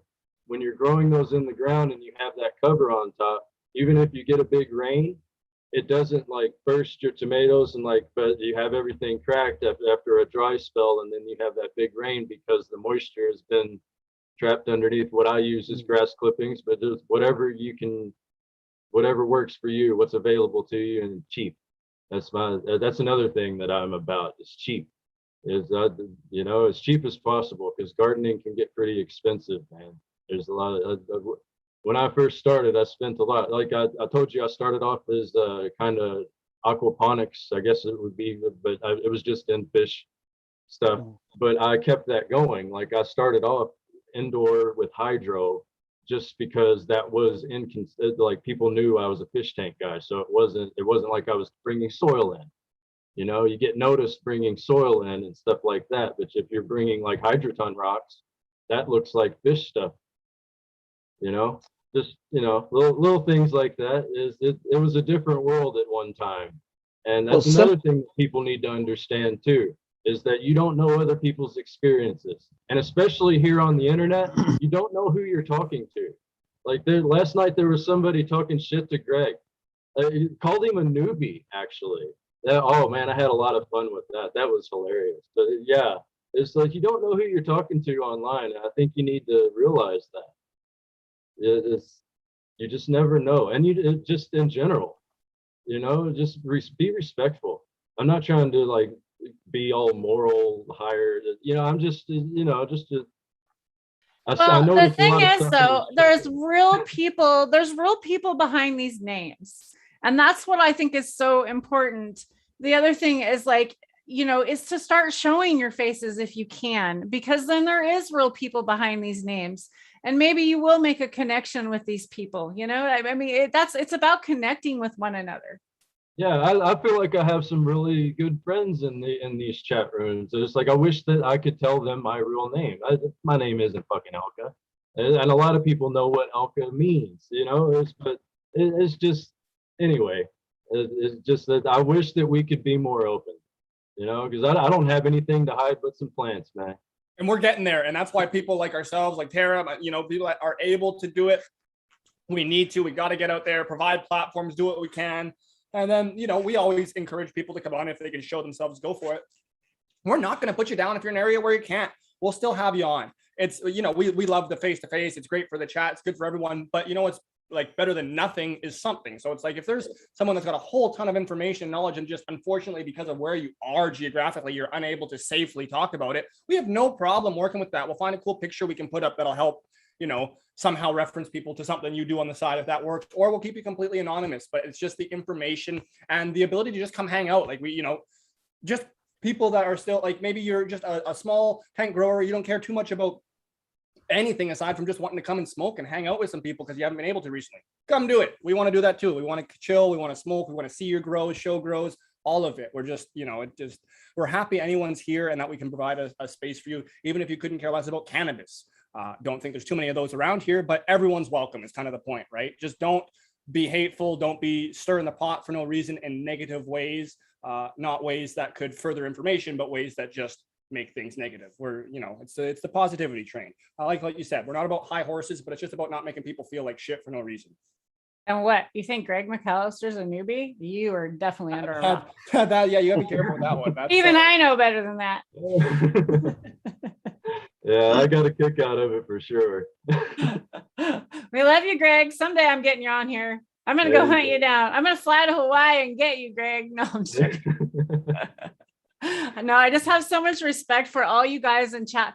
Because like every time I'm in chat, you guys are in all of those chats and you're throwing out some serious information. I went back and looked at a lot of these lives, and you go back and you follow these chats, and there's certain names that you look out for. You're going to find a lot of information. Like these guys are laying down some really good knowledge. I really appreciate it because this is where I have come and got my knowledge from. And this is why we're here to give back. Yeah, it's really a dream come true for me to be able to interact, just be in the same chat room with a guy like Greg McAllister. You know, that's good enough for me, let alone him answering questions and being the badass that he is. It just, yes, there's a lot of dreams come true because of the normalization of this plant. Like I can talk to my mother-in-law about plants now, and life is becoming more normal. I feel comfortable doing this. You know, it wasn't that long ago that you wouldn't have caught my face on one of these things. You know, but and you know, it's just, I'm happy to do it because I've learned a lot from everybody, and I would like to share what I've learned over the years because I've been at this for a while. And when you that's what's great about this community too, man, is the sharing of knowledge. You know, exactly. Everybody's eager to share. It makes everybody better. There's so many different styles, and you know, it's so supportive. That's rare nowadays, and it's people from all different backgrounds, all different places. We got that, common thing that brings us together, man, and it's really cool to see. Like Pilgor just said, sharing is caring. There you go. Cheers. I think it's time for dab. All right, I'll load one more up. Why not? And then where we at, Tara? What do we think? Should Elka? I've been so happy and red for you joining in with us. We always are happy to go on longer, but at the same time, we really respect everyone's time, including chat and everyone in general. So, where are you guys at? Do you have to jump off right away? Should we do just another dab or two? Tara, did you have any final questions you wanted to get at? Oh, I was gonna leave it up to Elka. Let him. I was gonna say, do you want to go another 10 more minutes, or do you want to take a rip and we'll jump off here and have another conversation, a continuing conversation later? It's totally up to you. I can't see where my phone battery is right now, so I think really my phone. But I'm having a great time. It's been a great conversation. Everybody's added so many beautiful thoughts, but let me see if I can. It has been beautiful today. I just love how everybody, I think if you just swipe down on the top of your camera, maybe just swipe down on your phone. Does that bring up your battery? Okay. Yeah, I'm seeing it now. All right. So I've got plenty of more time, it looks like. Okay, So cool. yeah, I could. All right. Well, is there anybody, we got Elka on here, y'all. Is there anybody got some more questions for Elka? Yeah, is Mike D still around? Is Mike D still in there? Or Yeah, pretty sure. Yeah. Yep, I think he's in there. You know what? I'll throw the link out, and if anybody wants to come on and ask you questions, they can come and ask you a question directly. How about that? That'd be fun. I've got questions for him because he's anyway. I also I'd like to ask you a question or two, Tara, if that's Go okay. for it. Yeah. Somebody coming on your show and interviewing you, but what's your goal with your channel? Like what I know it's spreading information and all of that, but what motivates you, I guess, is what gets you out here twice a week doing this? I literally have I have no goal. My goal is just to heal. Like I'm just healing right now. Everybody asks me, like, I go to these conferences and then like a lot of people are there because they're there to network, to make money, to do business things, to sell you something, and I approach these things in a whole different light. I mean, I am literally there to like soak up whatever is there for me. And I'm literally following my heart. It's something that I haven't done in my past, which is really kind of odd for me. I've always been someone that this is my goal and I have a target and this is what I'm going to do and I'm going to get there. And this is, I'm really like aiming on this. And so I've really accepted cannabis and it's really helped me to slow down and realize that, smell the roses, slow down and smell the roses. And, I'm there to just embrace whoever I meet. I'm literally there to wherever I meet, wherever I go. I literally don't have a plan. And it's just, that's what I do. That's why you guys see me on lives. That's why I do lives. I'm like, oh, here I am. You don't know what I'm going to do. And sometimes I announce that I'm going to do something and then I don't do it because like, that's just how I live. And like people are just either drawn to you or they're not drawn to you. And it's amazing by saying yes and by just following your heart, how many people will come and just say hello to you and you'll come in contact with, like Kevin Jodry. Like I've had so many opportunities to hang out with that guy and like Dragonfly Earth of Medicine and like Johnny B and D420K and like some of these guys that I've admired for years, right? Like, wow, what an opportunity. And it's just getting out there and saying, hey, here I am. Yes, you got to put yourself out there. 100%. Hello, Mike and D Zombie. Welcome. How are you? Mike and Elka, you guys had questions. Go for it. Well, I can't see old Mike D right now. Okay, can you swipe over one more time? If you swipe over one more time. There he is. What's up, Mike D? Hey, what's up, Elka? All right. So what do you got going right now? You showed us that new bubbleberry that Riot put out there. Are you running that again? You said you were moving on from it. Are you running it now or have you already moved on? Yeah, so I moved on from that one. It is really good. I still have a bunch of flower of it. And I do have some buddies that are running it outdoor because I think it'll really perform well outdoor. But yeah, just moving on from that one on to the next thing. We're doing indoors right now. We got a Cindy 99 pheno hunt going on, and that's been doing really good. And let's see. We also got we got this one called doesn't really have a name, but it's a cross of pre 98 Bubba Kush times Poppy Fields, which is like a Harawana cross. And that's from another underground local breeder. And those are all about to finish. And then on deck, we got your 88 G13 hash plant open pollination. And we're all really excited for that one. And a buddy of mine is actually. Is it showing you anything yet? Or is it still a little too early? Got any stinky veggers? Yeah, so it smells really good in veg. We also have a friend that's growing it outdoors. And so that That's one's a bit poor, man. Like growing that plant outside. Props to him if he can finish it. There's a guy out in Cali attempting that right now, and he's having all kinds of problems with it. It's been baby that obviously this isn't the cutting that everybody's been babying forever, but it's got a lot of it in there. It really is. So it's a nightmare outside. So hopefully he has good luck with it. Yeah, we'll see how it goes. It definitely is. You could definitely tell it's not budding up as quickly as his other plants, but it's looking really nice, and just the structure on it is looking really nice. The one in veg, yeah, is like it's just about to go into flower. So that one that we're doing indoors, and it's like the stem rub on it's just like very dank and stinky, and I could just kind of see it being a really good plant. You never know until it's finished and stuff like that, but it just has like this really dank smell, and the structure on it looks really good.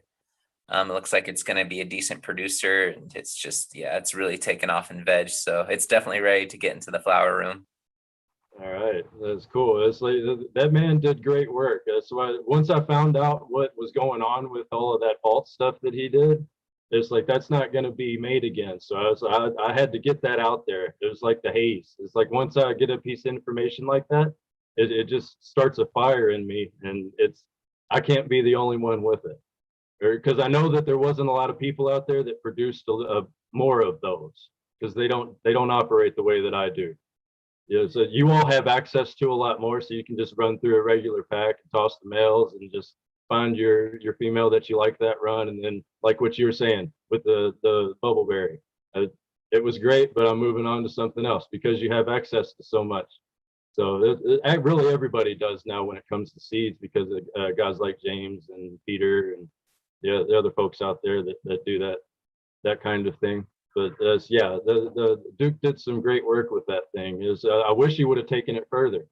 I wonder if he felt the same way, because I mentioned there's freaks in there, and I'm thinking that stuff may have scared him too when he saw it. Because I found a lot of triploids that came out of that, and the progeny from that like crossed to other stuff. So yeah, I'm really glad that you're giving that a run, because it's special. It's different than anything else. I think that's why I was catching your nose. Yeah, it's definitely standing out in the garden. It's just kind of got like this, like just this classic marijuana like shape to the leaf and structure. It's not like some of the more hybridized cultivars that we have that are just, that need more support and just like, so it has this really classic look to it. Yeah, and I'm going to try to document it really well for everyone to look. I've kind of been on a Instagram hiatus recently. I'm just kind of like giving that a break, but I'll post up some pictures of that one. And yeah, all those seeds, man, those seeds are some of the best quality seeds that I've ever seen that you did. They're just like super well developed. I had really good germination rate on those hash plant. They were like, I want to say it was like 90%, germination rate.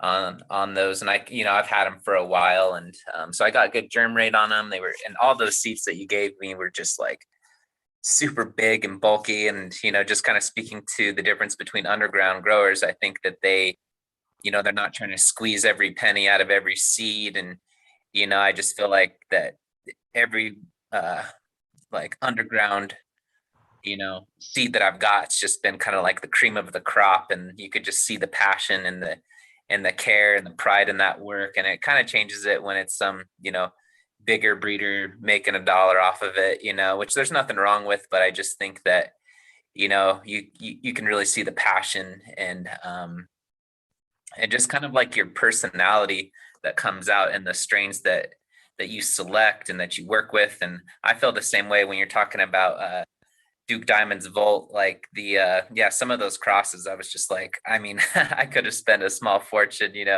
picking up some of those crosses that he worked with. And I think he kind of has a similar just kind of taste in cannabis. He works with a lot of those classic old school strains. And I really like that, especially like my whole family too. They're obviously a bit older than me, and they kind of really seek out those classic flavors, from the before times, before everything was so opened and crossed so much and polyhybridized so much. So it's really good to see people still keeping that alive. And and I like the new stuff too. I think it's great having the best of both worlds, so to speak, having some of these new cultivars, or I'm always interested, to see what the hype is all about, you know what I mean? So it's kind of fun to try some of the new stuff, but also have an appreciation for the classics too. I think that's,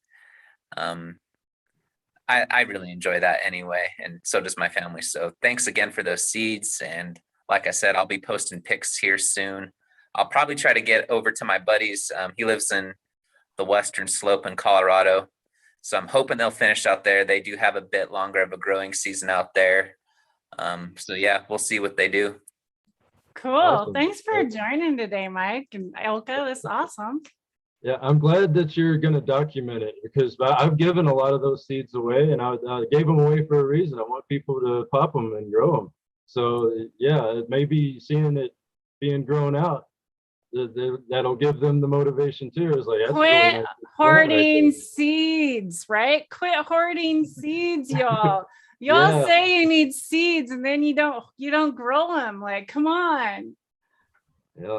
That's what these guys breed them What's D for. living in paradise over there? Nice. Let's Yeah, I was check just out gonna D. say, I think Yeah, we're gonna get D's- a garden tour from Zombie D's got- Farms. How you doing, D? Paradise over here under the what do you call that type of umbrella? Tiki, I think. Tiki umbrella. It's a I good- have a the couple tiki- of those. D Zombies Tiki Lounge. There you go. There it is. Oh, wow, look at that. Epic. And the Oh, glory. yeah. And nighttime. What's going on, everybody? Hi, Brains. How are you? Brain. What you smoking today? I got some pink Kush shatter, and I also got some little bit of bud left. I can't remember the name of the flower. But yeah, thanks for having me. This is a great show. Thanks for coming on, D. We appreciate it. And tuning in from Paradise for sure. It looks awesome back there. I love what we're seeing. Nice day here today. Yeah, sure looks like it. After we had hail, did you guys see the hail the other day in Michigan? Oh no, I didn't know you got Great. hail. I'll post it on my Instagram later. But yeah, they had some crazy hail. Are your plants okay? Oh, I'm not in Michigan. I'm in Ontario. Oh, okay. I was like, shit. Yeah. Did you? I was thinking you were talking where you were at got hail. I wasn't even paying attention to where you said. I was just. I hope Yeah. everybody's in Michigan okay. Then, gosh, that sucks. Hail. Gosh, that's that. No matter how much trellising you do for that, sometimes that ain't gonna work. Yeah. Shit. There was a question earlier in chat. In fact, I was going to come back to Drake and Ilka. So this late into flower, what are you doing to fertilize for your plants right now? Is there any special precautions you're taking? Is there any extra things you're doing? And then a question for Drake. maybe people are looking to go into, or they're looking to go into composting, right? Or maybe they're looking to go in Jadam. What could people be doing right now this time of year to be prepping for next year? Like maybe they didn't start this year, but we want to get a jump start on next year. Is there some tips you could be giving people? Elka, I'll let you go first. I'm a simplicity guy, so I would say don't feed late in flower, especially outside in the ground and stuff like that, because they're gonna puff up on their own and die off. It's like we hate to admit it, but this plant is dying on us, and babying it on the way out, it kind of is counterintuitive to what we're trying to achieve. Now there is like an extreme to that, to where it's like it doesn't have enough to where it can feed itself on its way out. So you have to be prepared earlier on than this. So like I guess if I was to do anything, I would put some really wow. If I was to do anything, I would just maybe like an alfalfa or kelp, something if it's having trouble feeding itself on the way out. You know, just something, some type of I don't know if you would call it. I'd just do a 24-hour bubble on something like that and just dump it. But you know, everybody's got their own thing. But I really wouldn't. I don't do that. I don't feed late in flower. It ruins your smoke. Not even little unsulfured molasses. Ooh, look at that. Nice, Mike. Oh shit, that's a mushroom. Oh. I was like, Oh, what damn. is that? Damn. Oh, I knew what I was looking at. Damn. Is that amanita? Oh, it's a dried one. Oh Ooh. wow. Look at that. I've never seen a real one or dried. Nice. Yet. That's Oh, beautiful stuff, man. That is So- awesome. Look at those, man. What variety is that, Mike D? Yeah, it's a Amanita muscaria. Okay. There's a bunch of these this year out in the woods. I wasn't trying to interrupt. Put your hand behind there so you can get a little bit better color so they can really see the color. That's an appropriate interruption. We don't mind. Yeah, that's okay. Oh yeah, anytime with that. Yeah, we don't mind interruptions. Wow. Like that. Look at that. That's a Isn't that beauty, cool? man. That is a beauty. Yeah. Awesome. Yeah, there's a whole bunch of these grown out here this year. Really? Cool. Yeah, so we got pretty good rain and a little bit of hail, so that's what made me think about it. I was like, oh yeah, and I was just hiking in the woods and I was literally seeing hundreds. Oh, we just got a whole bunch of Oh, rain my last gosh. night. Oh, I should go hunting, huh? Today's the day, lady. You guys, we're gonna go rock hounding. You know what? I'm gonna change directions. Let's go. I feel like you could do both at the same time, you know, just I'm thinking you're right. Yeah. Yep. Okay, we're going for a drive. Okay, y'all, we're ending the show earlier. I'm out here. I'm just joking. Oh man, that's cool. Okay, what were we talking about? That was a good interruption though. Oh, Drake, what are we spring? What are this late into flower? What are we doing? What are the preparations for next year? Elka, can they be getting ready? Like maybe what I'm thinking, like it's like what you're on your idea with the composting. I'm thinking like set up a compost area right now if you don't already have one. And then if you want to go Elka style, you know, get that started. Would you lay a pallet underneath maybe to let the aeration? I've seen where they've laid pallets and they've done them out of pallets before. Is that possible? An idea? And then I'm thinking right now I have so many weeds and they've gotten out of control in my area. And right now I'm really busy doing other things. So I'm just going to kind of let them die.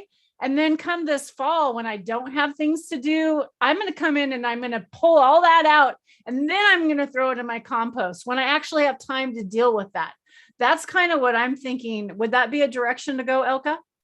Well, on the platform thing, yes, with pallets, those are going to rot on you over time.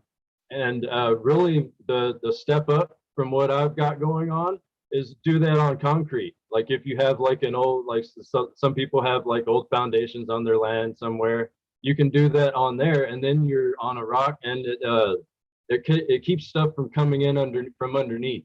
Because one of the problems why I had to rebuild that last year is because I had rats in there eating my worms. So but I think that I may have solved that. We're going to see over this winter if that's true or not. But right now, it's just the only rodent I've seen out there is a mole, and hopefully the cats around here will take care of that thing eventually. So that's their job. They better do And it. if you don't like mice or rats, and come snakes after that. They kind of help, but I don't like snakes. So yeah, I know. But yeah, I hear you. And Drake had problem with rats in his chicken or his duck area. He had a big infestation. Just in the yards in general. But yeah, that underneath one of like our sheds we had in the back was one of the areas they were congregating. And then there was also tires. Then we put the neighbor's place, and we're still dealing with them. That's why I had some people notice some pool noodles around the bottom of my stalks, and that was when they were smaller plants. They did really good to mitigate the rats going out there. I see a little bit of nibbling, but they didn't like nibbling on them. And at that time, the plants were big enough for them to crawl up. So it did help me save the plants without too much effort. And I would just go and check on them pretty well daily to make sure there was no issues forming on the inside of that. But the pool noodles being hydrophobic and like foam, it's pretty good. Just don't have it sitting right on the ground if you can. So I dealt with the rats for sure. The flower feeding, yeah, a bunch of different ways to kind of go at it.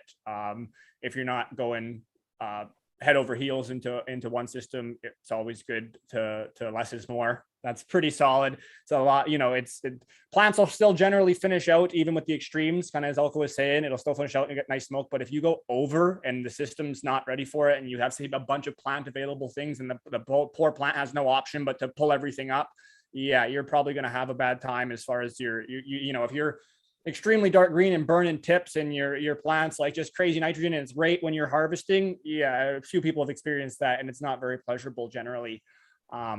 With what we're doing, because we're feeding the soil and the microbes and not necessarily the plants to speak, it's a little different. Like I'm going pretty hard through flower, but in different manners. And because I have so many different things, and it's different ones are more holistic ratios and other ones are a little more than some would assume. But for instance, like our flower feeding I did last Monday, is bouncing back and forth for I think 3 more weeks with one that I've got coming up this next Monday, because we do weekly. But I do my Jadam microbial solution, my grass clipping JLF, and the rest of these are all JLFs. I'm just not going to say that, which is Jadam liquid fertilizer. But I use a grass clipping, fish, rock dust, bone, fish bone, langbonite, or sub it out for wood ash preferably, and crab meal. And in the 4th feeding, I just have a couple different things that are swapped out. We removed the fish, and it's because we've been encouraging a lot more stacking recently and more node sites being provided. You can do that a lot with like the different bone inputs. But anyways, we're going through with quite a few things still, but just because it's a full system that's feeding the soil and so on and so forth, it's not necessarily just hitting like a general hydro system with some salts laid in it, and it's just not gonna work out because that's just a plant available system. So it's kind of a different concept, but we do go pretty aggressive in some terms the whole way through. And so far it's working well. But like I said, I'm kind of the guinea pig for everyone to just watch and see how it goes and play along with. So that's fun. The composting, we in our style, like the Jadam, whenever I'm saying our, it's just because I've been trying to practice that solely. We've got gunny sack composting. Generally, you can avoid this if you just follow all the base principles properly. So say something for the next season that you could be doing now, which I'm going to be doing right away, should be doing already, but we're just trying to figure out the best angle for it, is getting some of my, I guess now it would be cover crop, seeded and planted right near and during harvest of our full-term plants. We're going to be putting out, I think I've got like a hairy vetch, winter rye, winter wheat, organic barley, I think hairy vetch, if I didn't say that already. So anyways, I'm rolling out with those ones, spreading those in a specific manner so that they all start to grow vigorously through this fall. Then again, in the spring, they'd start growing. You will chop those down a little bit prior to your planting and then plant into those. They're going to be your base fertilizer for the most part, which is fantastic. And then you don't have too many other inputs you're going to have to bring in, unless you say harvest everything from your garden and there's no crop material, there's no residue that you're allowing to put back in. Well, then you have to factor for everything you've taken out. Now you're going to want to add in different additional things, and it's kind of just a bit of a math equation to figure out what you're pulling out and what you need to put back in a rough sense. But that's something that's pretty helpful. Gathering organic material, like Kara said, and if you can do nothing else, just piling it everywhere. I know Dragonfly, they love just keep adding more. That's what they love saying. Just get the wild stuff. And yeah, there's multiple different ways to compost. So I like Elka's manner because it's a pretty low, aside from, getting it started and built up, there's some stones and stuff. It's pretty low maintenance. And as you mentioned, with certain ones, you're going to have to worry about your pallets rotting and this and that. With our system, because they're in gunny sacks and we're using JMS, we do use a pallet, but it lasts way longer because it's just a kind of different style than normal. No short answer for it, but that was kind of the rough spiel of what you could do is get the organic matter, lay it on your beds, get some sort of a compost going, be it cold or hot.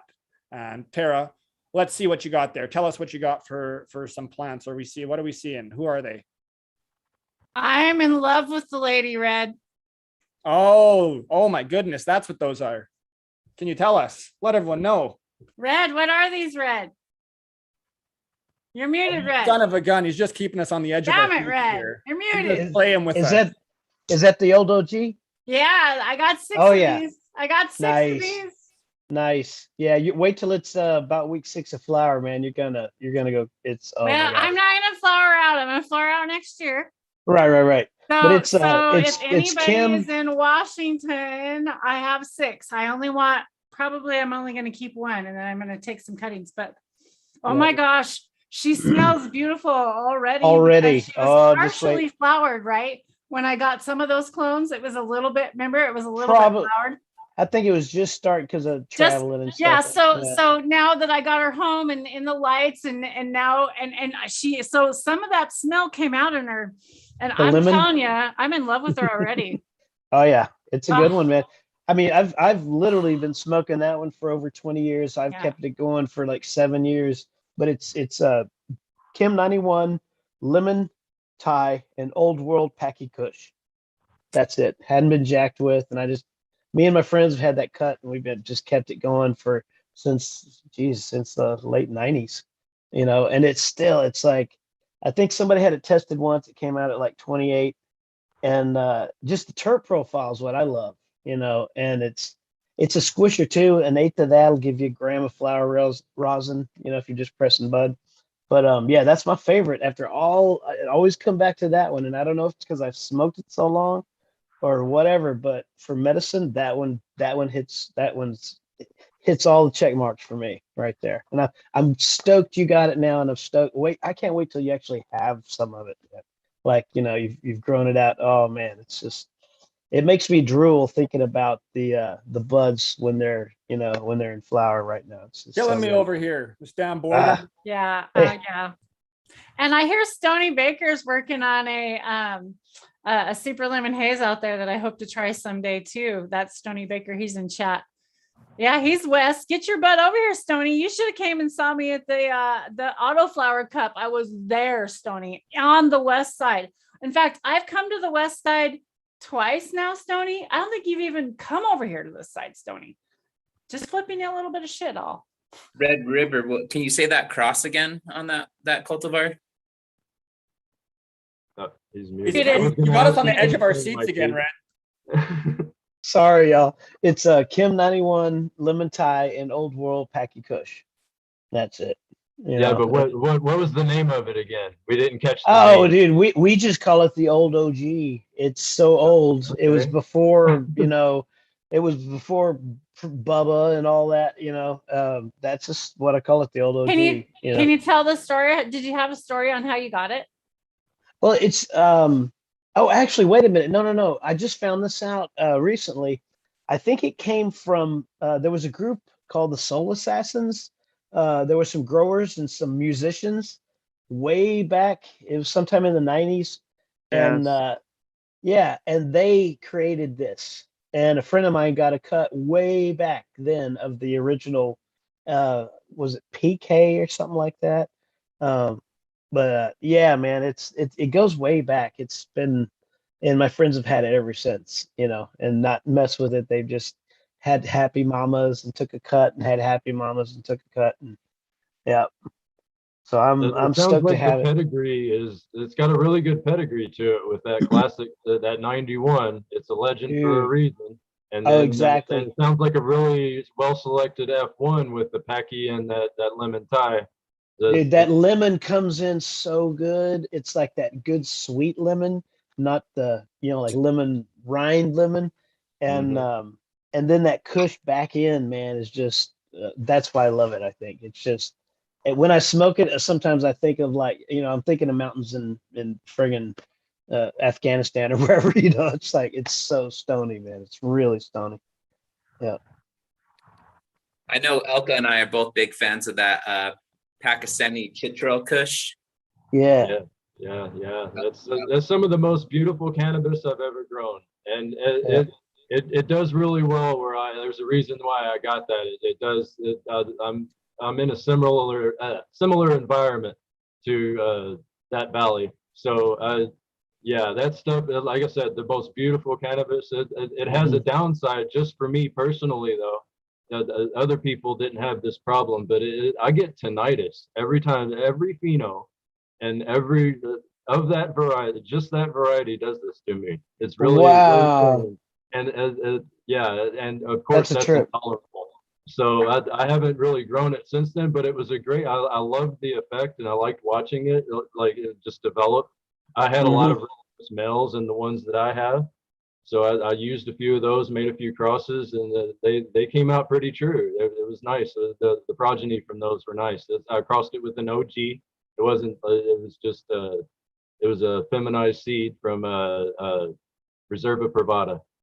Is what I crossed it with. Is just to test it out, and because I wanted to see something like that cross to something that was pretty stable. Like I wanted to see how stable that Pakistani actually was. Like, was it going to take over the cross? So I did it both ways. I picked a nice little resinous female, and then I picked a male, and then I picked a nice female, and I did the cross both. Well, not with that one, obviously, because that was a feminized seed. I crossed it with something else that I had as a lemon skunk. Because it was similar. I wanted to see if it would take over both of those equally, or if it was going to go after one more than the other. I know when you start talking about genetic crosses, it gets confusing, especially when I make mistakes like that. But you get the idea. I was testing how strong that PCK actually was, and see if it's come through. Yes, exactly. You know what I'm talking about. Yeah. There's some pictures. There's some pictures of that old OG in the buds and in flower and stuff on my Instagram. I just call it the old OG, but if you check out Red River Organics on Instagram, you'll see there's some pictures and also a little clip of, like inside of it had a little like 4x8 or something going of it. And also I washed some and I did some fresh frozen on it, and the hash, I made the bubble hash, and then pressed it and made the rosin, and it was beautiful. It tasted so good. I cannot wait till I get some more of it. I mean, oh man, but there's some pictures on there. You can check it out and see the structure of the buds and stuff, and the trichome coverage on it and stuff, man. It's a keeper, and I'm stoked she's got it now. Hopefully we can get it north a little bit, get some more friends to get it, because that's, for me, that's what it's about. Everybody's sharing you find a gem, you share it out. And like right now, I have nothing going because I've been traveling and washing, and so right now I'm relying on my friends that I've put it out there to keep it going right now. It's first time in like 7 years of kind of but it's all good. I know these people are taking care of it, so it's all good. Yeah, I really like the PCK. Does really good, and I think it does pass on a lot of its characteristics in the progeny. We had a Triangle Kush times PCK that we grew for years and years, and it did phenomenal. Even up here in the mountains, I had people growing it at like 9,000 feet up in the north side of the hill, up in the mountains, getting rain, hail, whatever, and the bud just came out looking like almost as good as indoor. You know what I mean? People couldn't even believe it was outdoor. They were like, really? Hell yeah. So I really like that one. So I can almost taste it as you're describing it, Red River. That sounds like a good one. Oh man, yeah. Like I said, I can't wait till the next session with it, man. It's like that's my favorite. So, not to like in the show and all, I love hanging out with y'all, but I think we've kept these awesome people out on this beautiful day far too long. And we all need to get out and get in our gardens because I know we got work to do. And look at that beautiful sun that Dee's out in there. I got to go mushroom hunting apparently and rock hounding. So let's see if I can get my husband somewhere with that. Happy hunting. Elka, thanks for joining today, and Mike and Dee and Red River. Why don't you guys come back in next week and let's continue the conversation on Wednesday. You're all welcome to join. I would like to talk about steps going into preparing for what I want to do for Jadam next year. I want to keep it a little bit more simple. I'm not going to do all the stuff that Drake's done. I would like to keep it somewhere, somewhere a little bit more simplified. Also kind of want to do a little bit more what Elka's got going on. I do have some areas that I'm already doing that in, but I didn't put the bricks and the rocks around, which I want to do now. So that was like great ideas. I think that's really good to start talking about next year's grow. We need to talk about the future and inspiring people to do it. Get going for next year. Maybe if you didn't do it this year, let's go next year. Let's get it going. What do y'all think? Sounds good. Sounds great. Okay. When you grow this way, that's really the only way that you can. You have to be prepared like that and thinking ahead. And it's like what Drake was talking about earlier. Is like he's still adding all of that stuff currently. And the reason that he's able to do it is because it's plants feeding plants. You're not like, you don't have something concentrated coming out of a bottle going into the ground and burning everything. It's like it's like sipping. And it's like a constant give and take, right? Over time. Exactly. Just a constant back and forth. It's just keeping things level, and then the things that are in that environment are able to take what they need as they need. It's not a forced system in a sense, even though we are kind of pushing it a little bit, as I like to say. But yes, it's beautiful. I can't wait to continue that conversation. Would love to have each and every one of you back on again to be part of that. And Tara, I think that's a fantastic idea because that's where we're in the hot seat right now, getting ready on the move, especially on my end. So that's superb to get into. Let's do it. So thanks everyone for tuning in. If you haven't yet, please hit that thumbs up button, subscribe, give a little share if you don't mind. And I'll let Tara close you out as she does so finely. Yes, thanks everybody for being here. I'm going to make sure to get all of these people's Instagram links up after the video, and make sure you go follow all these guys. Let's keep in contact. Instagram is a great way to keep in contact. Yes, it kind of is not always nice, nor is YouTube, but hey, at least it's free and we have the opportunity to use it as a community for free. And I appreciate it. I appreciate each and every one of you hanging out here with me again. You all on the panel, stay on just a minute. We'll chat afterwards. If anybody would like to join for a few minutes afterwards to come hit a dab or chat a little bit with us, and maybe you're too afraid to join during the live, please join us. You can join for a few minutes before I get ready to go rock hounding or mushroom hunting. Or both. Or both. All right. Any final words, guys? Last 2 seconds. It was very nice meeting everyone and talking to you face to face, Mike D. It's nice to finally talk to you face to face, and it was really a pleasure meeting everyone here, and it's been a great time. Thank you. Likewise, Elka. Yeah, thanks for sharing, man. Awesome. All right, you guys stay right here, and I'll see chat later. Bye, guys, on YouTube.